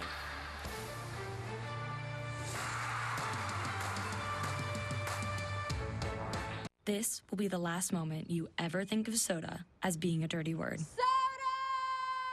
Because this is Poppy, and Poppy is soda. It tastes like soda, even better than others. It looks like soda, smells like soda, and fizzes like soda. Because it is soda. It will be the soda your kids and grandkids think of when they think of soda. And that's because this soda has none of the bad stuff. Instead, it has all of the flavor. The future of soda is now, and it's called Poppy. Let's talk about sex. As you get a little older, things tend to work a little differently. I felt shame, embarrassment, guilt. Like something had been knocked out from underneath me. What HIMS does is says, hey, look, don't worry about it. We got this part covered. 100% online. The whole process was very discreet. It made me feel like I'm a rock star. This product has changed my life. When it kicked in, I said, yeah, I'm back. I remember this feeling. Get started today at 4hims.com. When it comes to tickets, pick TickPick. You're picking the best prices guaranteed, with no hidden fees ever. Pick from thousands of live events. No hidden fees, more savings. Download the TickPick app. Join the million-plus fans who have made game days more entertaining by playing along on Underdog. Basketball fans from all over the United States have won over $1 billion. Underdog Fantasy. Angels baseball and Valley Sports brought to you by Nissan. Save big before summer ends with the Nissan end of summer sales event. By Jack in the Box Mini Chimmy Bang Bangs. Yes, Mini Chimmy Bang Bangs. And by Morongo.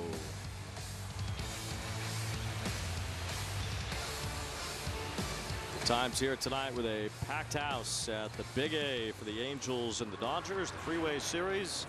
Sellout expected here tomorrow as well. It's been a good game. You know what it needs? An infusion of 104-mile-an-hour fastballs. Yes. And a little splinker just for fun. There's Ben Joyce pitching for the 3rd time in the last 4 days. He earned the victory on Saturday in a walk-off win. and saved Caden Dana's first Major League win Sunday. That splinter first pitch, pretty good pitch. Just missed to Teoscar Hernandez, who leads off the 9th inning. Will Smith follows, then Tommy Edman, then Muncy. 2-0. The 2 splinkers missing to start. That first one was borderline. It's been such an effective pitch for Ben Joyce. There's the gas and a pop-up. 103 miles an hour. You might be able to run down there and catch that way. Joe Adell has it instead. 1 out. Hernandez 0 for 4. 44,731 the announced crowd here tonight. They've been treated to a great atmosphere. Tight game. All the Shohei drama. And we'll see what the end result ends up being here soon. And some spicy drama, too. 1 out. Here's Will Smith, 0 for 3, a couple of strikeouts. Good hitter. 104. Joyce lights him up. 104 on the dot. If he's tired pitching 3rd time in 4 days, it's hard to tell. Wow. A straight gas past Smith, and it's 0-2.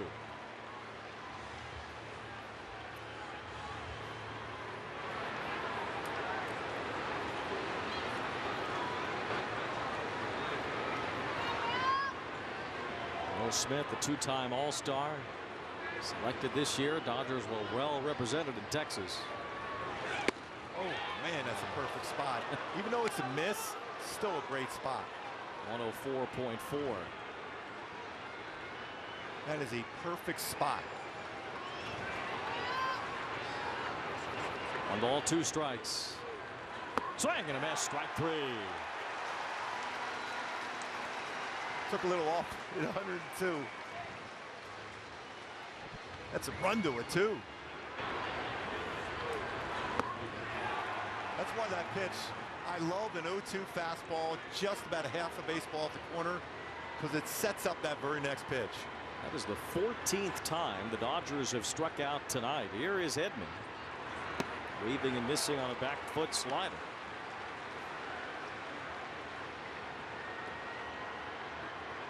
Detmers fan 10, Strickland 1, Quijada 2, striking out Otani and Freeman. Now Joyce has punched out Smith in the 9th inning. Edman takes a breaking ball, strike 2. Back-to-back sliders. You're in the all next area. You go, wait a minute, that one was 104.4. Sitting there geared up for that, and he drops 2 breaking balls in. Tommy Edman saying life's not fair. Needed a moment to collect himself. No balls and 2 strikes.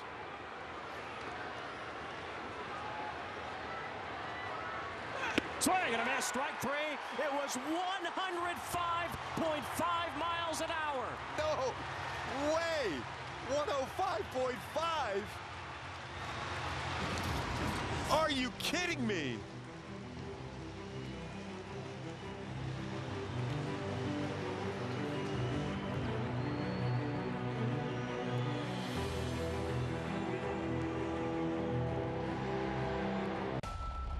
Tatis. This guy is a package of dynamite. He's the best. Oh, he made the catch! This guy's putting on a display. At his best, he makes the game so much fun to watch. What doesn't he do?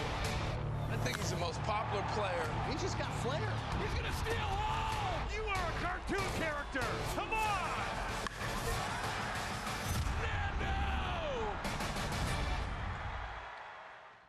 Baseball is a sport, pero la verdad es que para nosotros el béisbol es otra cosa.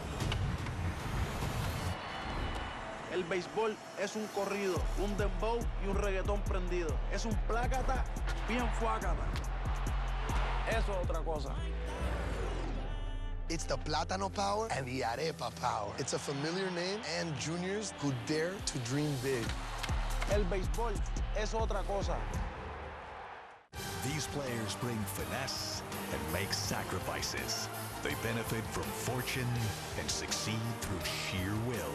These are the Gillette Labs plays of the first half. Wednesday at 2 Eastern on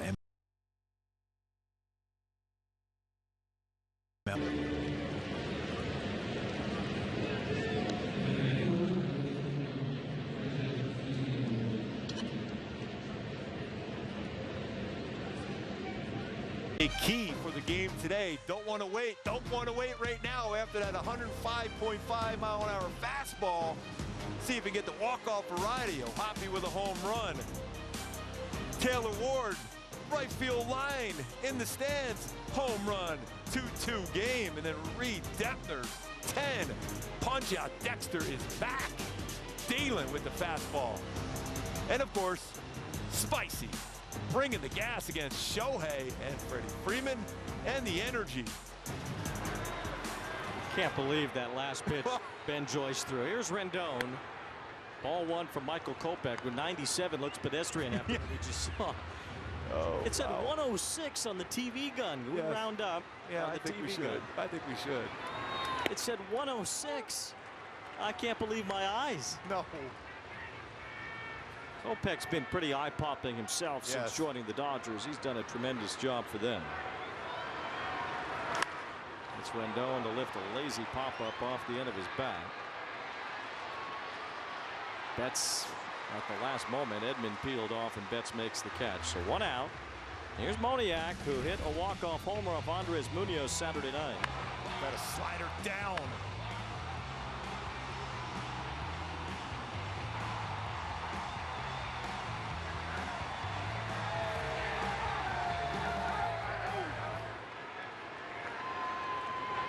His first career walk-off home run. Ball one from Kopech. Now, when Kopech was with the White Sox, his big problem was keeping the ball in the ballpark. He allowed 8 home runs in 43 innings this year. He's just been a different guy as a Dodger, but he allowed 29 home runs last year, mostly as a starting pitcher.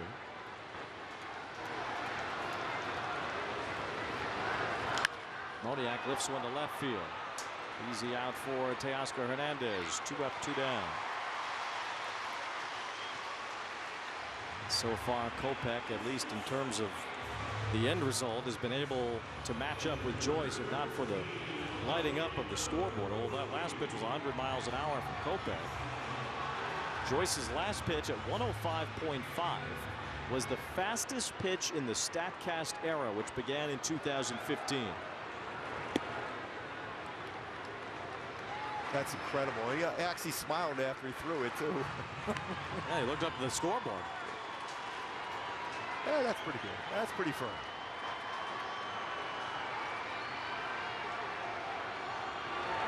Now, in the pitch tracking era, which goes back to 2008, Aroldis Chapman threw 2 pitches harder at 105.8 and 105.7. But in the StatCast era, Joyce's 105.5 stands alone. Hoppy had a pitch there he could handle and fouled it. 1 ball, 2 strikes. Our game, it's so hard when you think about it for hitting. When you're facing 2 guys like this in this inning for Ben Joyce now, Kopech. These are guys that bring the gas. Fly ball toward right. See if it stays playable. Freeman is chasing down the line and can't make the catch.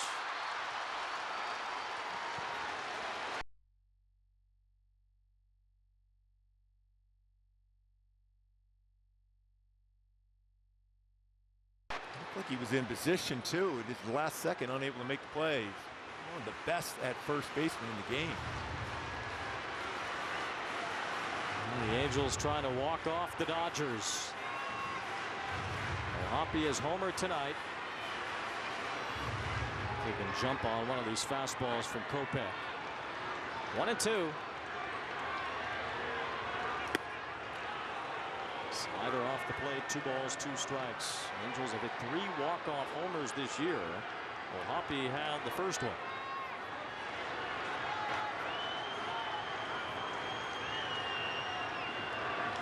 He hits this one hard toward left. Hernandez moves after it toward the line and makes the running catch.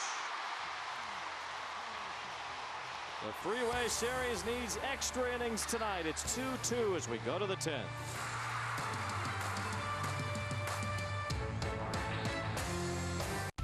Alonso, franchise cornerstone, homegrown Met. That's the guy you want to build your team around. You know, Pete has turned into such an intelligent hitter.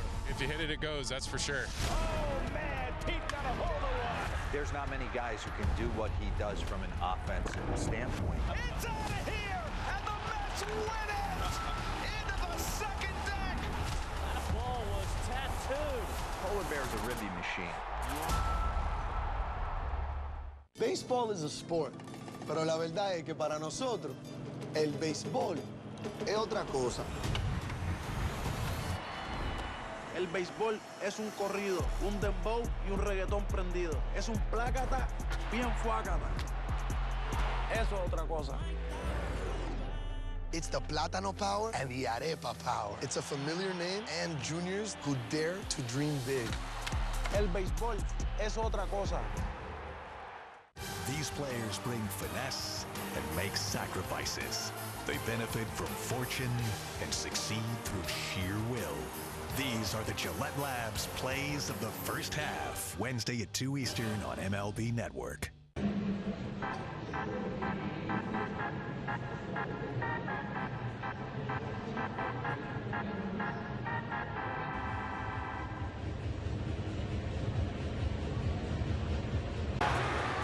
This is how Ben Joyce ended the top of the ninth. 106. That's not even on the FM dial. No. It's off the band. That was unreal, and the dugout reacted accordingly. I don't even know if I want to high-five him. He might knock you right in the next week. Or light your hand on fire at least. Fastest for a strikeout in the StatCast era. 105.5 punch out Tommy Edman. That ended the ninth innings. Now Edman's the ghost runner. He goes out for the beginning of the top of the 10th. Extra innings. The Dodgers have not had a hit since the 3rd. The Angels have not had a hit since the 5th. So it has been quiet offensively. It's a lot of speed though at second base. And it's Max Muncy to lead things off here in the 10th inning. Roansy Contreras is on the mound. And Muncy bounces one foul. So Muncy, then Rojas, then Taylor. Although you might see Gavin Lux for Taylor at the bottom of the order.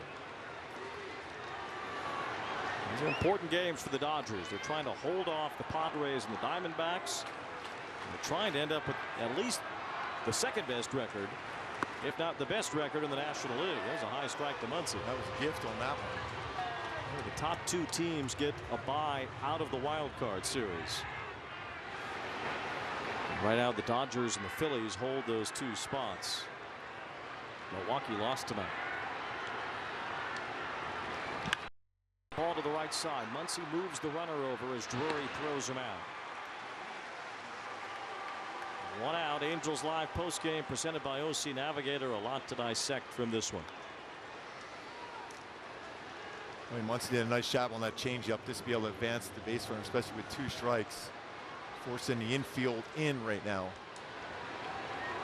What kind of approach would you have if you needed a strikeout but weren't facing a strikeout hitter necessarily? First pitch, I got to go up and in on him right now. And Rojas lines it to left for a go-ahead single. Tommy Edman scores. The automatic runner comes home. It's 3-2 Dodgers. Didn't get it up enough on him. It was inner half. But he's able to get the barrel on it. If it's up, difficult to do it. I think we're going to have a pinch runner also.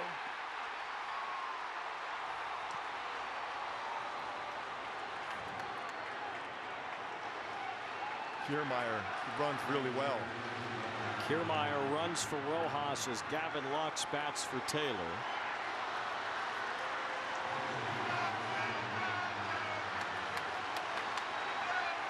You still feel all right if you get through this inning. It's the 1 run allowed. You have the leadoff runner at second base yourself. So very important to keep it just a 1 run deficit here. Imagine with the Dodgers putting Kiermaier in that Edman will play the infield in the bottom of the 10th inning and Kiermaier will take over in center. And the new middle infield will be Lux and Edman in some fashion. Here is Lux batting for Taylor. Slap to the left field line, foul. Nice play by the ball boy, keeping his composure in a loud crowd here. Yes. No problem, not even breathing heavy.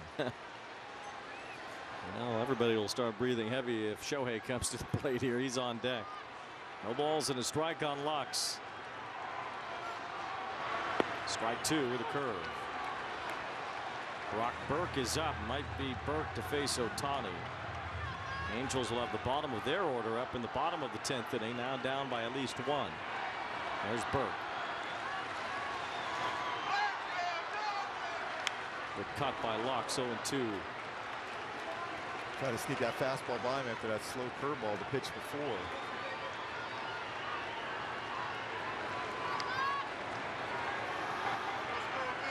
Angels are trailing for the first time since they tied it in the 5th. It had been 2-2 ever since. Lux with a one-outer to first. Shotwell has it. Throw to second base. It is not in time to get Kiermaier. Now you have an open base. Lux is out at first, and that does open up first base with Otani due up. It's got to be walked.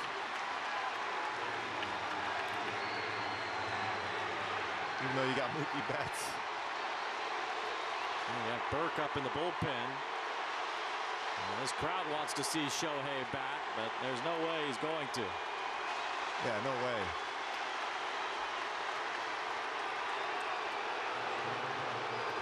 It's hard to do that when you got Mookie Betts coming up, but he goes right on right.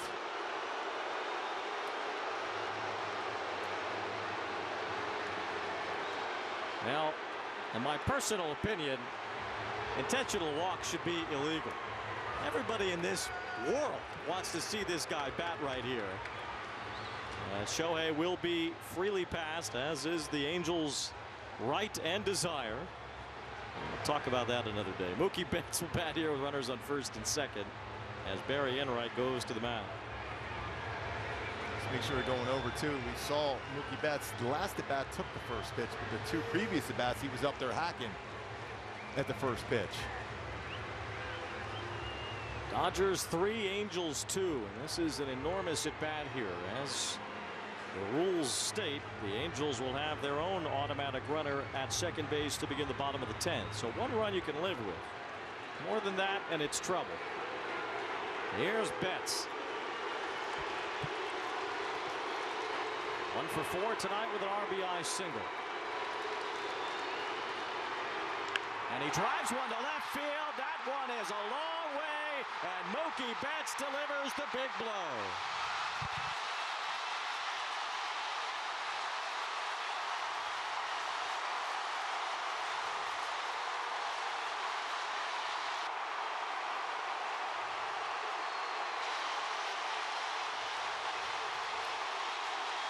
Said sitting on that first pitch, ready to roll.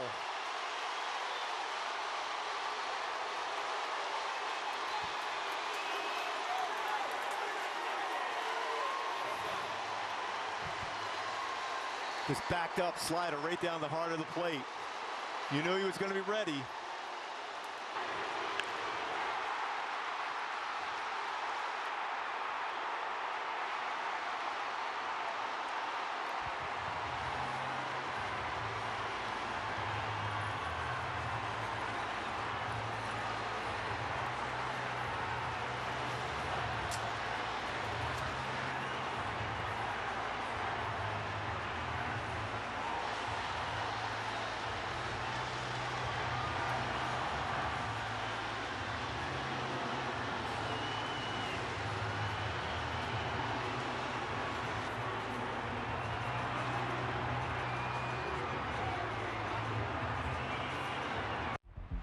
Can't recall another baseball game where emotions ran so high. There it is! Fly ball to deep right field. It's out of here! It's gonna go! What a play by Aaron Judge! Experience game-to-game coverage of the night's biggest moments, live and commercial-free. MLB Network Strike Zone, Wednesday and Friday nights all season. Christopher Russo loves October. They're going to be in that 95 win category, and that will go right down to the bitter end. Because no one brings the pennant chase passion like the Mad Dog. It's a fun time of the year. High Heat on MLB Network.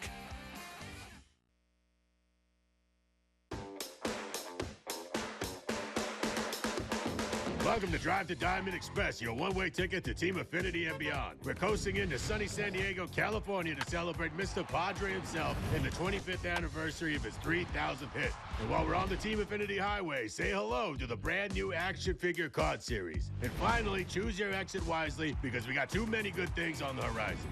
A burrito with French fries, I'm in.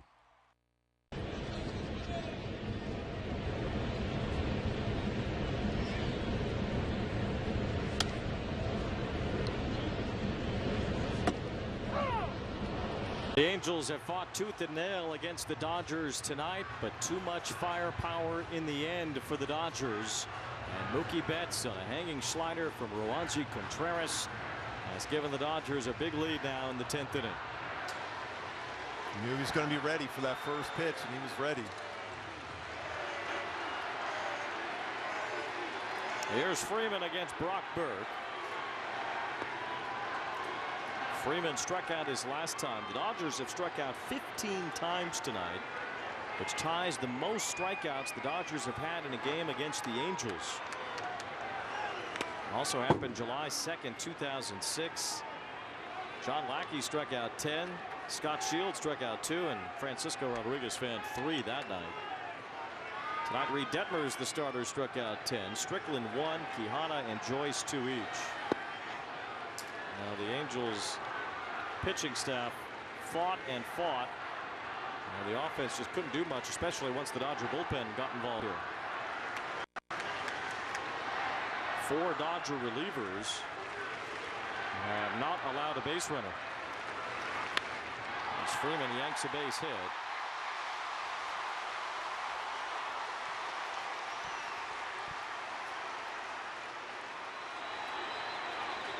Second hit of the game.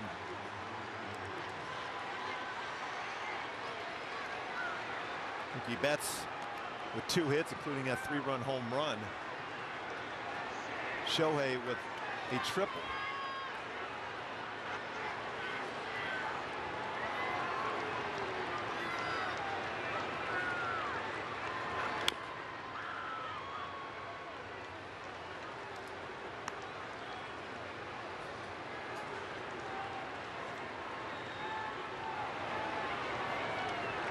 Hernandez 0 for 4 tonight, 2 strikeouts in the game.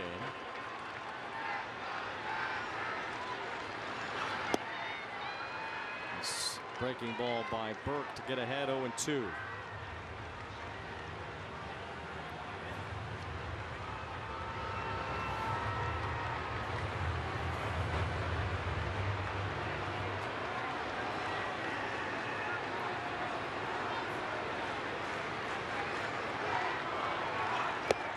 And that ends the inning, but 4 runs for the Dodgers, and it's Mookie Betts with a 2-out, 3-run homer that gives the Dodgers a big lead at the bottom of the 10th.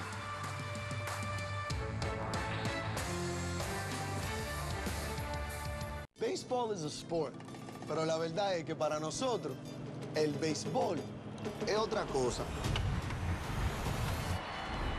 El béisbol es un corrido, un dembow y un reggaetón prendido. Es un plácata bien fuácata. Eso es otra cosa. It's the Plátano Power and the Arepa Power. It's a familiar name and juniors who dare to dream big. El béisbol es otra cosa. Christopher Russo loves October. They're going to be in that 95 win category, and that will go right down to the bitter end. Because no one brings the pennant chase passion like the Mad Dog. It's a fun time of the year. High Heat on MLB Network. From the day's first pitch to the night's final out, MLB Network sets the stage for fans every day. So it'll be interesting to watch what happens here all season long. See the players who are making a statement. Hey, let's check out the board, folks. With live games every week. Inside the park we go. Cutting-edge baseball chat on MLB Tonight. MLB Network. The game is the star.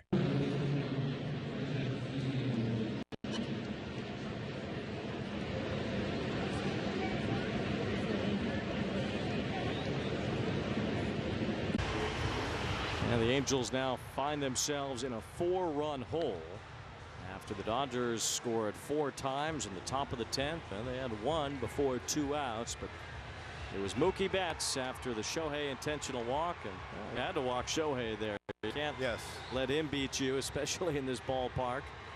But Mookie Betts is there to beat you too. So is Freeman. That's why the Dodgers have spent all this money to stack the lineup this way. And that's why they are 3 outs away from win number 84, the most in the major leagues. Mookie Betts is so good, but you're going with the right-handed pitcher against a right-handed batter. That's what you're trying to do there. Mookie Betts, there's a reason why he's one of the best players, maybe one of the best in the history of the game, because of all the things he could do so well. Run the base, play defense, clutch there in a 3-run home run. You have to pick your poison. You could have brought in Burke to face Otani. But after first base was opened up, it made sense to walk Shohei and let Contreras face Betts. It's either one future Hall of Famer or another. Here's Brandon Drury as he takes a strike against Ryan Brazier, leading off here in the bottom half of the 10th inning. The Angels get their automatic runner, although now it's a runner that can only shorten things a little. Ball 1. Coincidentally, that's the first time the Angels have had a man reach base since Buehler left the game. Daniel Hudson a perfect 6th, Evan Phillips the 7th, Trinan the 8th, and Kopech the 9th. Dodger bullpen has been perfect so far. 1-2 on Drury. Brazier fastball still pretty firm. Former Angel at one point. 93-97 slider, changeup.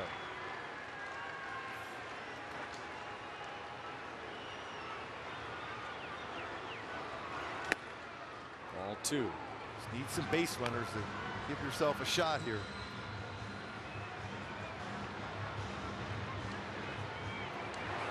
So he's got that good swing to hit the ball to right center field.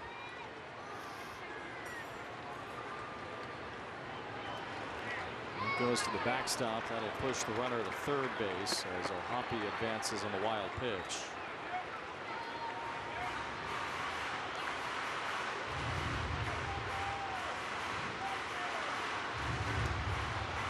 Just gets between the legs of Will Smith on that slider in the dirt. Again, needing base runners, 3-2 count. Got to be in the zone here for Drury.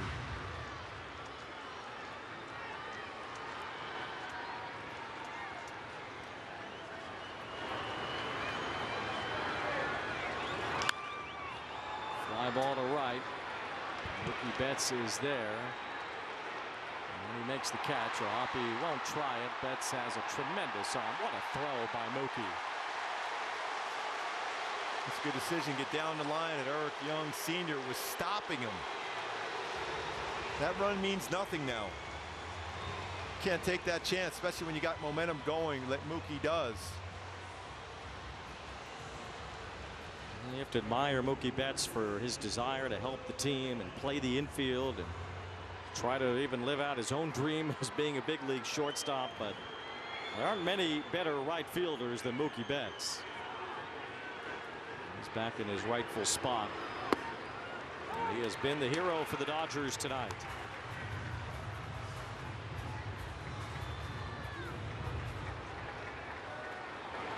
Six times a Gold Glove winner in right field.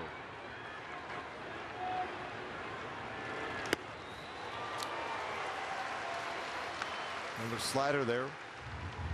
Over 54% of the time 0-2 against the right. He's coming right back with another slider. Just got to punch that ball between the hole and first and second if you're Joe Adell.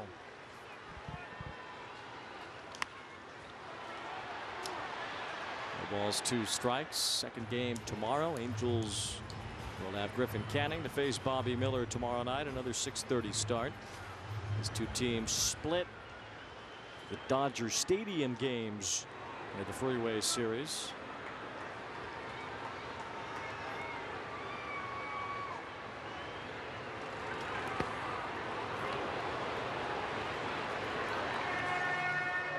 Smith with a block there. 2 balls, 2 strikes. Brazier has thrown just the one wild pitch that we saw in this game in 20 innings this year. He's getting pretty good with that slider in the dirt, though, in this inning.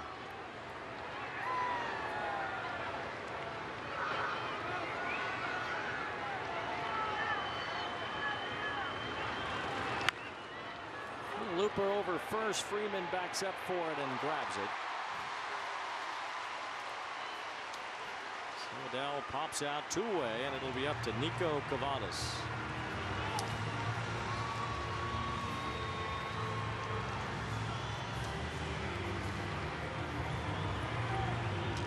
We don't have to tell you the difference between these two teams right now. The previous decade, it was reversed. The Angels were the dominant team. Now it's the Dodgers. A valiant effort from the Halos through 9 innings tonight to go toe-to-toe with this Dodger team. And bullpen and Reid Detmers were excellent today. Kopech, who's in line for the win. He'll be 3-0 as a Dodger as Cavadas drives one to left. Hernandez is there, and the Dodgers in 10 innings steal the show tonight. And Mookie Betts took it away as he is the Toyota player of the game. His 3-run homer, the game changer. Yeah, I mean, he was ready on that first pitch 3 times tonight. He swung at the first pitch. That one, some damage. 3-run blast. 6-2 the final in 10 innings tonight as we'll be back to wrap things up.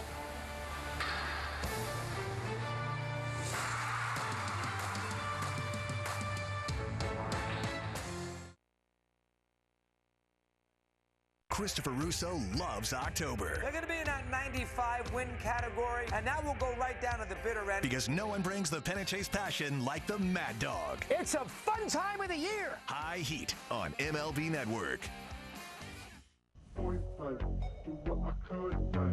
Man, I've seen things you wouldn't believe. But this I have not seen. You know, nothing phases me, man. Nothing. But these guys got me phased. Now, this game found another gear.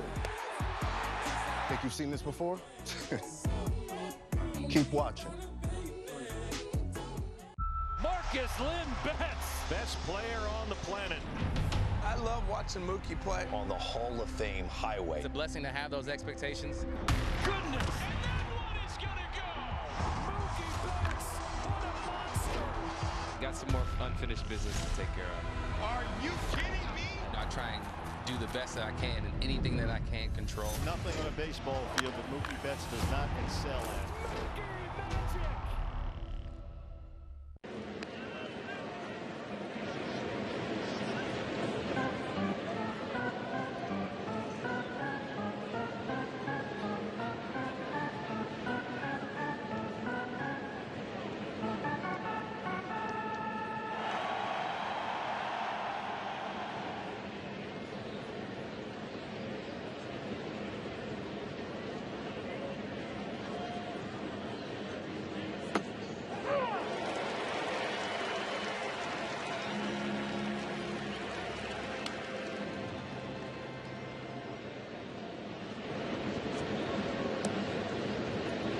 Shohei Otani made his return to Angels Stadium, but it was Mookie Betts in the end who did in the Angels with a 3-run homer in the 10th inning as the Dodgers win Game 1, 6-2. We'll be back tomorrow night for the finale of the Freeway Series. Angels Live presented by Nissan will start at 6 o'clock. Stay tuned. Angels Live postgame is next with Patrick O'Neill, Tim Salmon, and Erica Weston. For Gooby and Erica, I'm Wayne Randazzo saying good night from the Big A.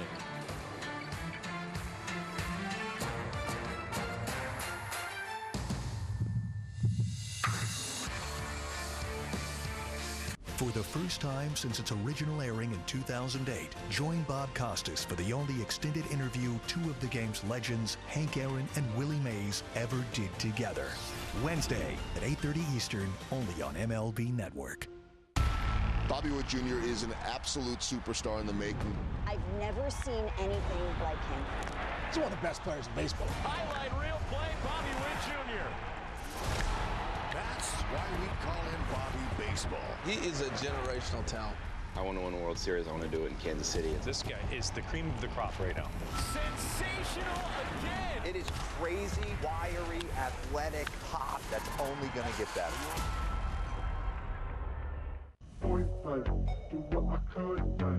Man, I've seen things you wouldn't believe. But this I have not seen. You know, nothing phases me, man. Nothing. But these guys got me phased. Now, this game found another gear. Think you've seen this before? Keep watching.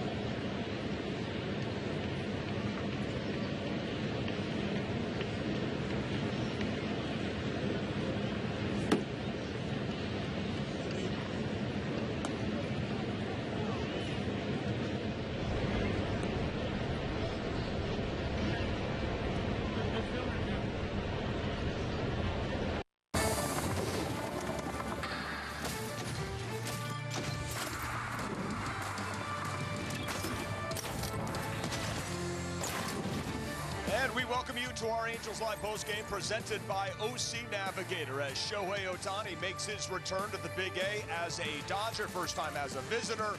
And the Dodgers over the Angels 6-2, a final in extra innings in 10 with the ghost runner. Anybody's ball game in these situations. Didn't go the Halos' way. You got Ohapi homering, Taylor Ward extending a hitting streak, career best 13 games with a home run, and then Mookie Betts sees an MVP for a reason. First pitch does not miss. 3-run home run. That opens it up. It was 3-2 at the time, 6-2 then, and the Angels unable in the bottom of the 10th to get any runs. So we welcome you down here on the field with Angels Hall of Famer Tim Salmon. I'm Patrick O'Neill. Tim, I was in the stand sitting with a friend watching that whole extra inning, the ninth, the 10th, seeing Quijada versus Freeman and Otani. It was exciting for sure, great atmosphere. The decision to walk Otani with first base open. I mean, there were Angel fans, Tim, that left. They were so mad. I'm like, they're Angel fans, and they're so mad that Wash pulled him, I mean, and did not pitch to him, that they left. No. That was the right decision, wasn't it? Oh, it's totally the right decision. Are you kidding me? I mean, Otani's one of the best hitters in the game. I mean, he's an MVP candidate. Base open, you walk him. I mean, that was the whole, it just played out. I mean, listen, everybody wanted to see him hit. I get it. But any team in any situation would have walked him with the base open. Yeah. Intentionally. 100%. It was a no-brainer. Absolutely. So, yeah. I agree. I agree. And, of course, you pick your poison. It's Mookie Betts. Maybe be careful there on your first pitch, possibly. All right, let's take a look at the Otani's night. Lots to get to. We'll hear from Ron Washington. He'll give us his decision. Erica Weston will work the room. But Otani, what did you think of the ovation, how he was greeted? And certainly he is a true professional and a gentleman all the way through. Well, he was. It was pretty awesome. And, yeah, the fans, of course, everybody's excited to welcome him back. And, and I was kind of wondering what it must be like for Otani to be looking across at all his ex-teammates and, competing against them as much as it was, being here for the fans. But overall, I mean, there were some big moments in the game, and I thought the Angel pitching did a pretty good job. This is the one time, I think Reid Detmers would definitely love to have that pitch back. It was a 1-2 curveball that hung right over the middle of the plate. He made so many good pitches during that at-bat to him, and Otani made him pay for a mistake over the middle of the plate, but came back and got him later with some fastballs. Quijada got him with a fastball a little bit later here. I think overall, I don't know who got the last laugh. I guess I don't know. I mean, Otani definitely maybe didn't have the night that he totally wanted, but here's the decision, the intentional walk, where the crowd just goes crazy bonkers. Everybody was upset. I understand you want to see a pitch. You're trying to win the ball game. You get first and second, one out. You hope to get a force out. Yeah. I mean, that was what we were laughing about. It's like, why is Ohapi even down? I mean, it should have been he gone straight from the on-deck circle to first. Yeah. I mean, it's not even a question. So yeah, right. Yeah. So there were some exciting things. I mean, Ben Joyce, 105.5. Yeah, wow. We'll talk about that. But for Reid Detmers, first start since June 1st to come back with the 10 punch-outs in the 6th, that was quality stuff. I mean, I was so impressed with what he did. He got into trouble in that third inning with that inning with the base hit and stuff like that. But I thought he pitched really well. His secondary pitches were outstanding. And we talk about the slider. We always knew he had the good slider, but he not only had the good slider tonight, he broke out the changeup. And I tell you what, the ball that Betts hits that drives in the run, well, actually, we're showing the early part of the game. Okay, so, he had a great slider working. Great fastball, great slider. Got some big swing and misses and stuff. But I tell you what, when when Barry Enright had to go out to talk to him there in that third inning, he shut down 11 in a row. 7 strikeouts, broke out the changeup, started elevating that fastball. He got strikeouts. He got 4 strikeouts with the slider, 1 with the changeup, and 5 with the 5 with the fastball, 4 with the slider, 1 with the changeup. This guy, he had all his pitches working. This is exactly what you wanted to see from him. He was using that changeup effectively, especially, like I said, once Barry came out there and talked to him, he broke it out. He mixed and matched the whole game. You couldn't sit on anything. I mean, in the past, it was pretty much fastball, slider, fastball, slider. He mixed it up in those last probably 3 or 4 strikeouts he had where fastballs looking. I thought he did a fantastic job. It's great news that Reid can come out against the Dodgers, in a packed house. There was a lot of energy in the building, and he was fantastic. That's great because you're looking towards the future, and can't wait to see what Reid does next time on the bump. So Mookie Betts, he is absolutely one of the best all-around players in the game. How about the throw he made with Ohapi just in the bottom of the 10th? I mean, a one-hopper, a perfect throw, and Ohapi can't even score. He does everything right on the ball. He does, and, you know, everything right. Yeah, he plays a fly ball and gets behind it and gets his momentum and comes up. He has all the momentum to make a one-hopper. Yeah, that's exactly. He plays the game the way it's supposed to be played. Yeah, you know, early in the game, I mean, he gets the curveball in this situation right here, runner on third. I mean, this guy is such a good hitter. He covers all the pitches in the zone. You always hear me talk about the one-trick pony. He hits everything. He has such a great setup. His hands stay back. He gets them loaded early, and he can make adjustments. Right here, I guarantee you Mookie Betts had a great hunch that he was going to get a first pitch off-speed fastball, off-speed pitch that was going to be trying to throw for a strike. And here's the thing. A lot of guys know those pitches are coming. He's the kind of guy that can get himself in a position to relax himself and not try to do too much with it. And I say it like that. He hit the home run. But, I mean, he's up there being patient, and a lot of guys get too excited and they pull a foul. He's the epitome of a pro player right now. I mean, he could play in any generation. I mean, this guy is pretty amazing. Obviously, Tim, it's the 5 tools, but he thinks the game better than most. He understands. He knows every situation. Like you said, he knew what was coming there in first pitch, and he drills it. Well, even the RBI in the first inning, Reid threw him a backdoor curveball that barely caught the plate. He's like, hey, infield's in. All I got to do is get the barrel out and get it in the air. I'm going to score him. He expanded his zone. He knows his swing. He knows his zone. And he has an idea of what that pitcher's going to do. So he has the ability within the game to see how things are working out and just, you know, make the adjustment and do whatever has to be done. Heck of a player, and he is good for the game, and he's a winner through and through, and definitely got the best of the Halos tonight, and the Angels try to get the win tomorrow and even things up. We'll take a break, and listen, Ben Joyce, I mean, are you kidding me? 105.5, that's the fastest pitch thrown in the StatCast era. We saw it here tonight, absolute gas. Got some guys hitting. It was nice to see Ohapi. He's been in a funk. Can he continue that, get going a little bit down the stretch? And Taylor Ward also, he's been balling out. Love to see it. Finish strong. Back with more Angels Live in a minute.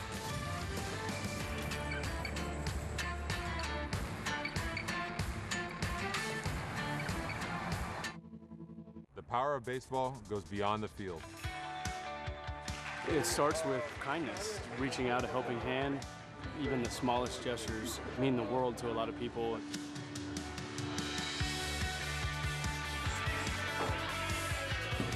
Stand up to cancer.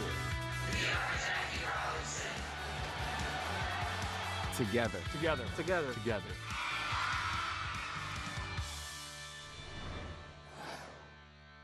Christopher Russo loves October. They're going to be in that 95 win category, and that will go right down to the bitter end. Because no one brings the pennant chase passion like the Mad Dog. It's a fun time of the year. High Heat on MLB Network.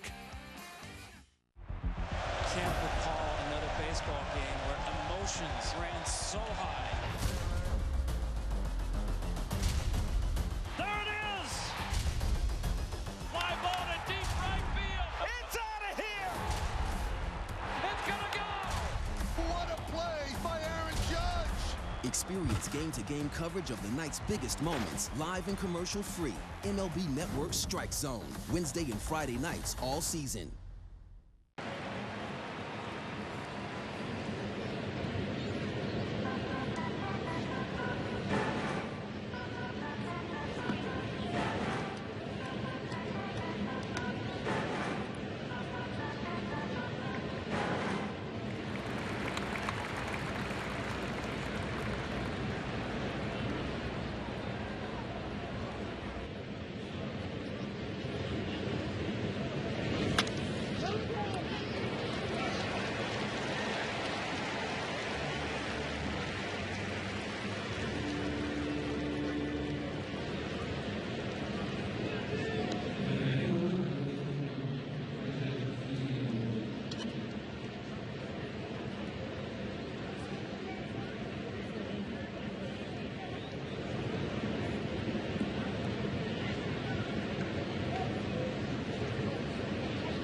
or Tucson Hybrid. Hurry into the Hyundai Getaway Sales Event. Angels Live presented by the OC Healthcare Agency. Navigate to a healthier you at angels.ocnavigator.org.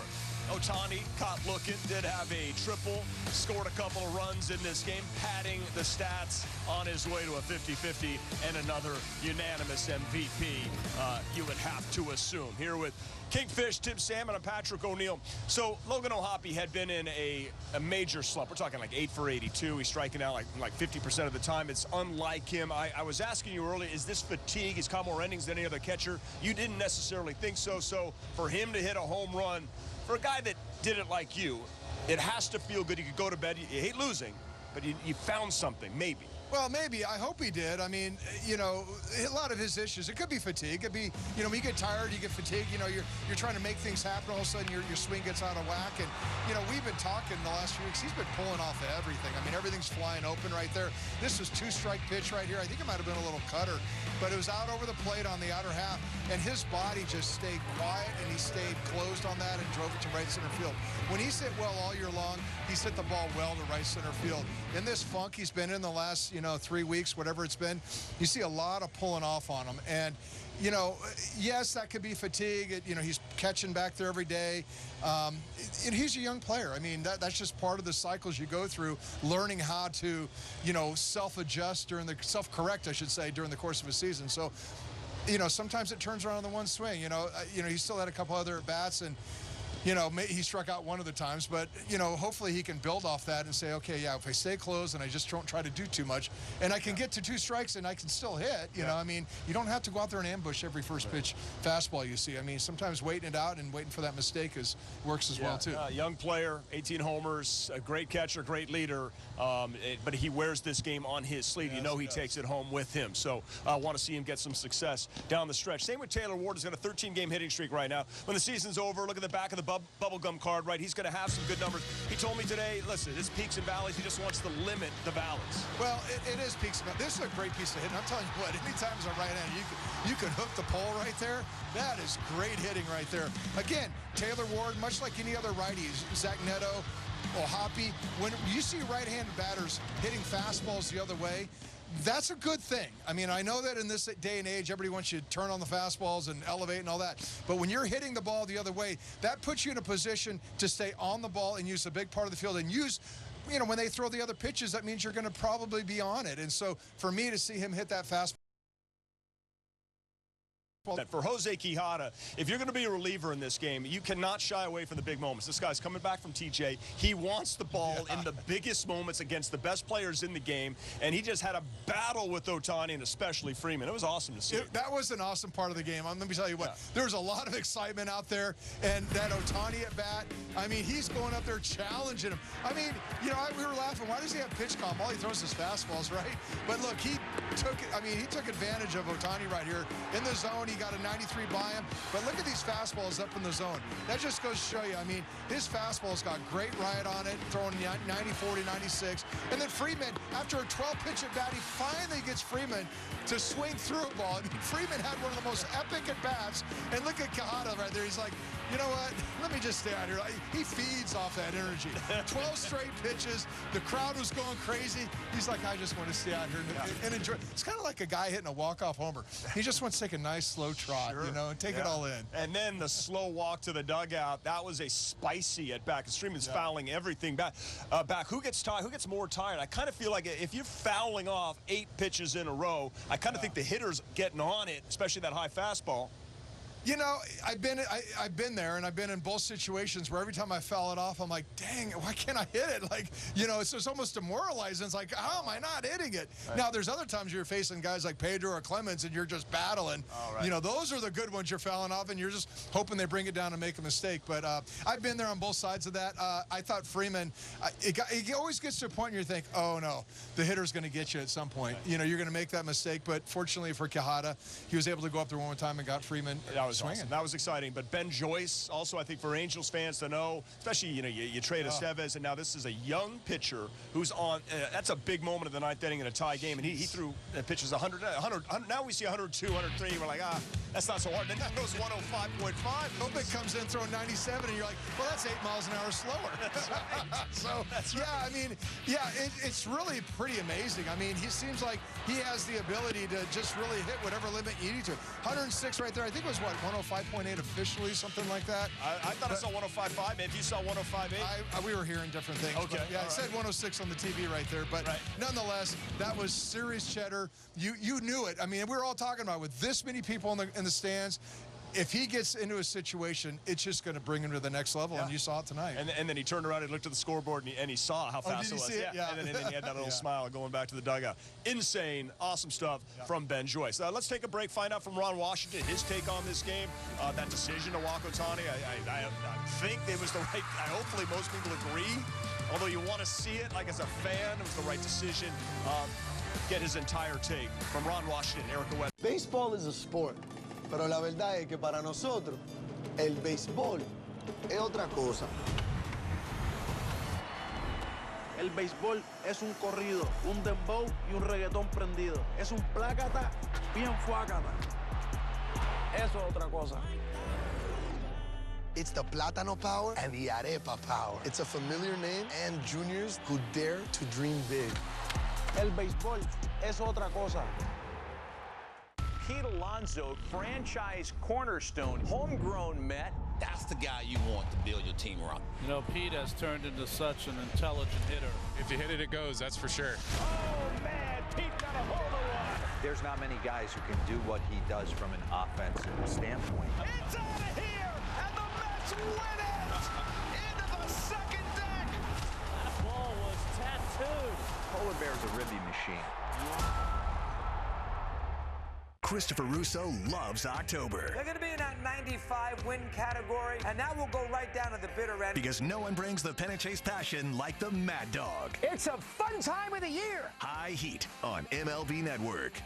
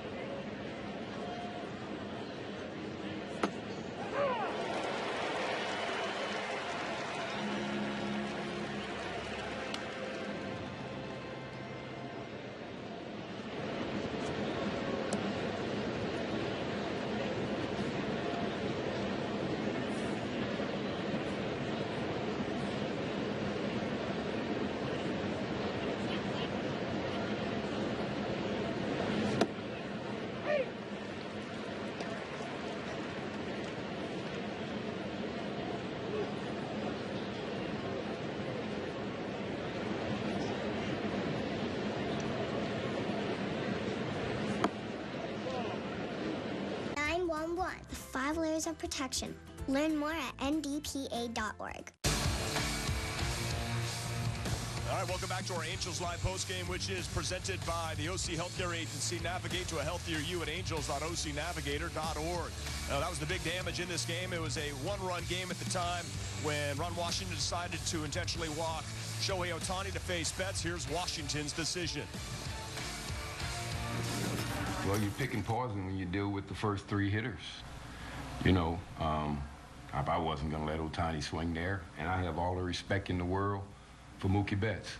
I just was hoping that Contreras could make a pitch and get a ground ball and get us a double play and keep the game at 1. First pitch, he left in the middle of the plate and up, and Mookie didn't miss it. That's what he get paid for. So I'm going to sleep good tonight. You know, I wouldn't have been able to sleep good if I'd pitched to Otani and he'd have did some damage. It was just the right thing to do. And it's no disrespect to Mookie. None at all. I know who he is. I know who Freddie Freeman is, too. So he got us. I was just hoping Contreras could make a pitch and get us a ground ball. Really encouraging start for Reid tonight. His 10 strikeouts in 6 innings. What did you think about him? Outstanding. It's the best command I've seen him have with his fastball. And, you know, he was able to use his off-speed pitches in some very good situations that got them off balance, especially his changeup. So, no, that was a very good outing.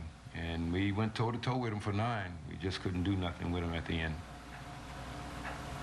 What do you think when you see 105.5 from Ben Joyce?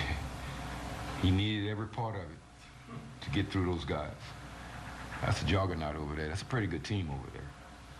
So, no, Ben been doing that ever since he got here. So, it's nice to see that he was able to come in and shut that 9th inning down, give us a chance to get out there and win it, but it just didn't happen.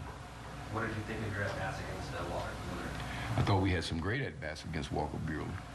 Of course, that's not the Walker Buehler of the past. He will get back there, but no, he stood out there and battled too. He and Detmers went head-to-head, and neither one of them, I think both of them got out of there after the 6th inning. Yeah, so, no, it was a quality game. I like the way my guys played. You know, when you start the 10th inning with a runner on second base, you know, they got him over, got him in, and then they just happened to get a big hit. We didn't. What did you think of the Quijada bat against Freddie? Wow. That was classic. But he even broke out his little slider tonight. Because every way he threw a fastball, Freddie was able to get to it. You know, not put it in play, but he was able to keep that bat going. So I thought that was awesome. I hope it was awesome for the fans. I know it was awesome for my team, you know, to be playing in this type of atmosphere, because this is playoff atmosphere. So they get a chance to see what it feels like, because one day they're going to be there. On that Otani triple, were you just asking if the ball got Yeah, I was asking if it got lodged, and he told me if I wanted them to check it, I had to. So they had to check it. And if Joe puts his hands up and they go down there and it's not lodged, so inside the park home run. So. Curious, Tim, considering you played right field for so long here, that situation with Adele, ball not lodged, like Adele did the right thing the way he played it in the Angels challenge, but it doesn't really get lodged, does it, down there? It can't get lodged down there, from what I remember. I mean, the padding there it's high enough off the wall. We didn't have a good angle to see on camera what it looked like down there. I think if you're an outfielder, if you can get it, you always come up and play it for that same reason. You can't trust that you can't just throw your hands up and then it's an inside the park homer. Right. So I didn't have a good look. I've never had an issue with the ball down there in the corner, so I really don't understand, you know, what it is that they were saying was lodged down there. It doesn't normally stop. It usually kicks around, and then it gets by, and then it's an inside the park. Real quick on Ron Washington, in this playoff atmosphere, and the job he's done as being the type of manager for this young ball club. He's right to play in this type of situation can only help, right? Well, yeah, I mean, and that's kind of what we've talked about in the pregame show, too. You know, you're playing the spoiler, the role of the spoiler. You know, you're playing for something. You got teams coming in here, hey, they're fighting for their lives. Hey, you got to match that. You got to, someday that will be you doing that. And playing in this atmosphere, it can only be beneficial if you look at it from that standpoint. You know, like, hey, take it, you know, take the energy, take it all in. And, you know, you look at when we won at 0-2, I mean, that was the first time I made it to the postseason that year. But you think of all the big games you play going up into that point, it all builds into it. Fascinating. All right, good stuff. Thank you for that. Now, certainly Ben Joyce, he relished the moment in the 9th inning. That was just tremendous. Here he is with Erica Weston. Do you know how hard you threw that pitch? I do. I saw it, yeah. I mean, I looked up right after and saw it. So. What was behind the intensity? I mean, it just big-time game. A lot of fans were all into it, so I feel like that kind of helped a little bit. Did everybody feed off that? The energy was kind of electric the whole night. Yeah, I mean, you could feel it the whole time. The stadium was almost shaking at times. It was a cool environment for sure. When you throw it like that, do you feel it like, oh, that one was a tick harder? I mean, it was 2 strikes. Kind of just tried to give it everything I had. I didn't really notice a difference. I kind of thought I threw a few other ones harder, to be honest. So it's kind of surprising to see that.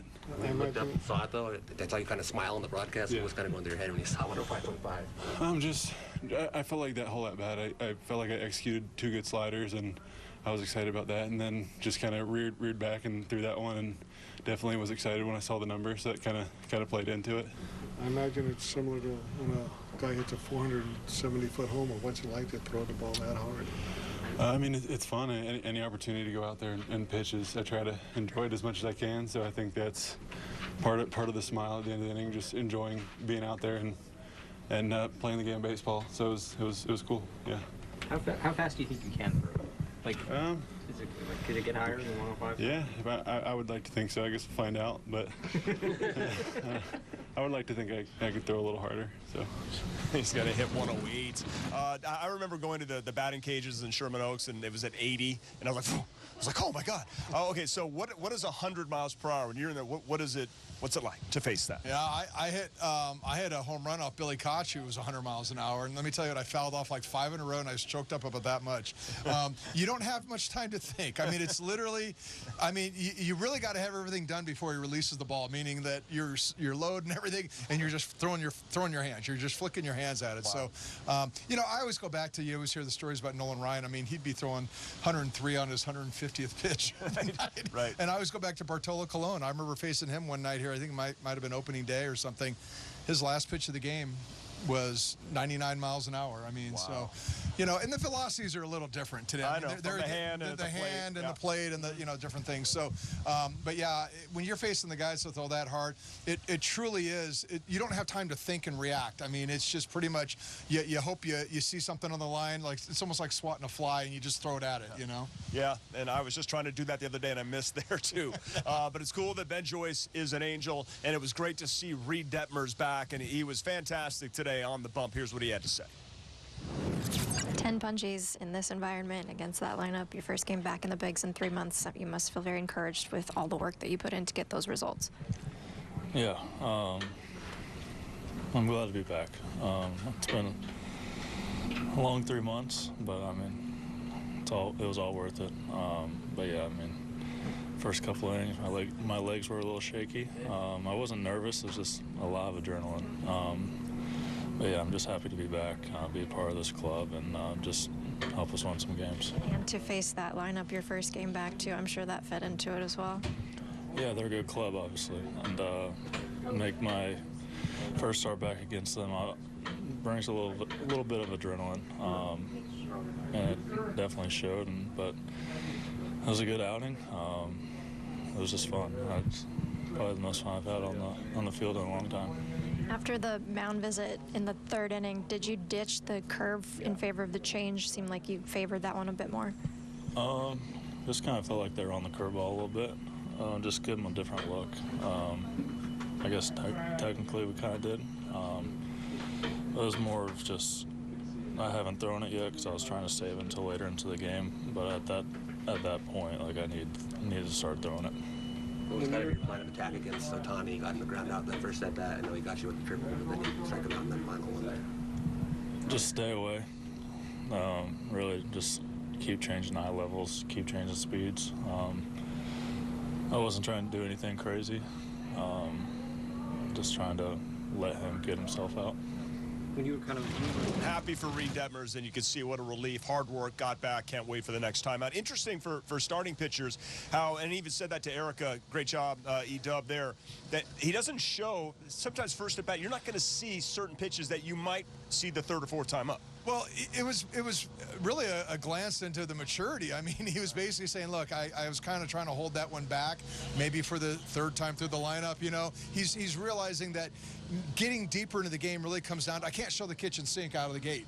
I got to save some stuff, but he was like, hey, I'm kind of in a situation here. It's kind of do or die. I better break it out. And that's what we talked about. It seemed like as soon as Barry came out and had that discussion with him, here comes the changeup. And then that did seem to kind of change the tone and get him out of that inning and get him, you know, the rest of the way. So, you know, he went to it maybe a little earlier than he wanted to, but isn't it awesome to know that he has a pitch like that he can go to and have that kind of command, and it changed the game for him. We saw what Reid Detmers is capable of. First game back, and he goes against the Dodgers, and 6 outstanding innings. Fish, great job. It's so much fun talking baseball with you. Really it's fun. Great. Great game. Fun game tonight. It was, yeah. Let's have another one tomorrow. Can't wait for it. And we get to see Griffin Canning on the pump. So, Angels fans, thanks so much for supporting us, being with us all season long.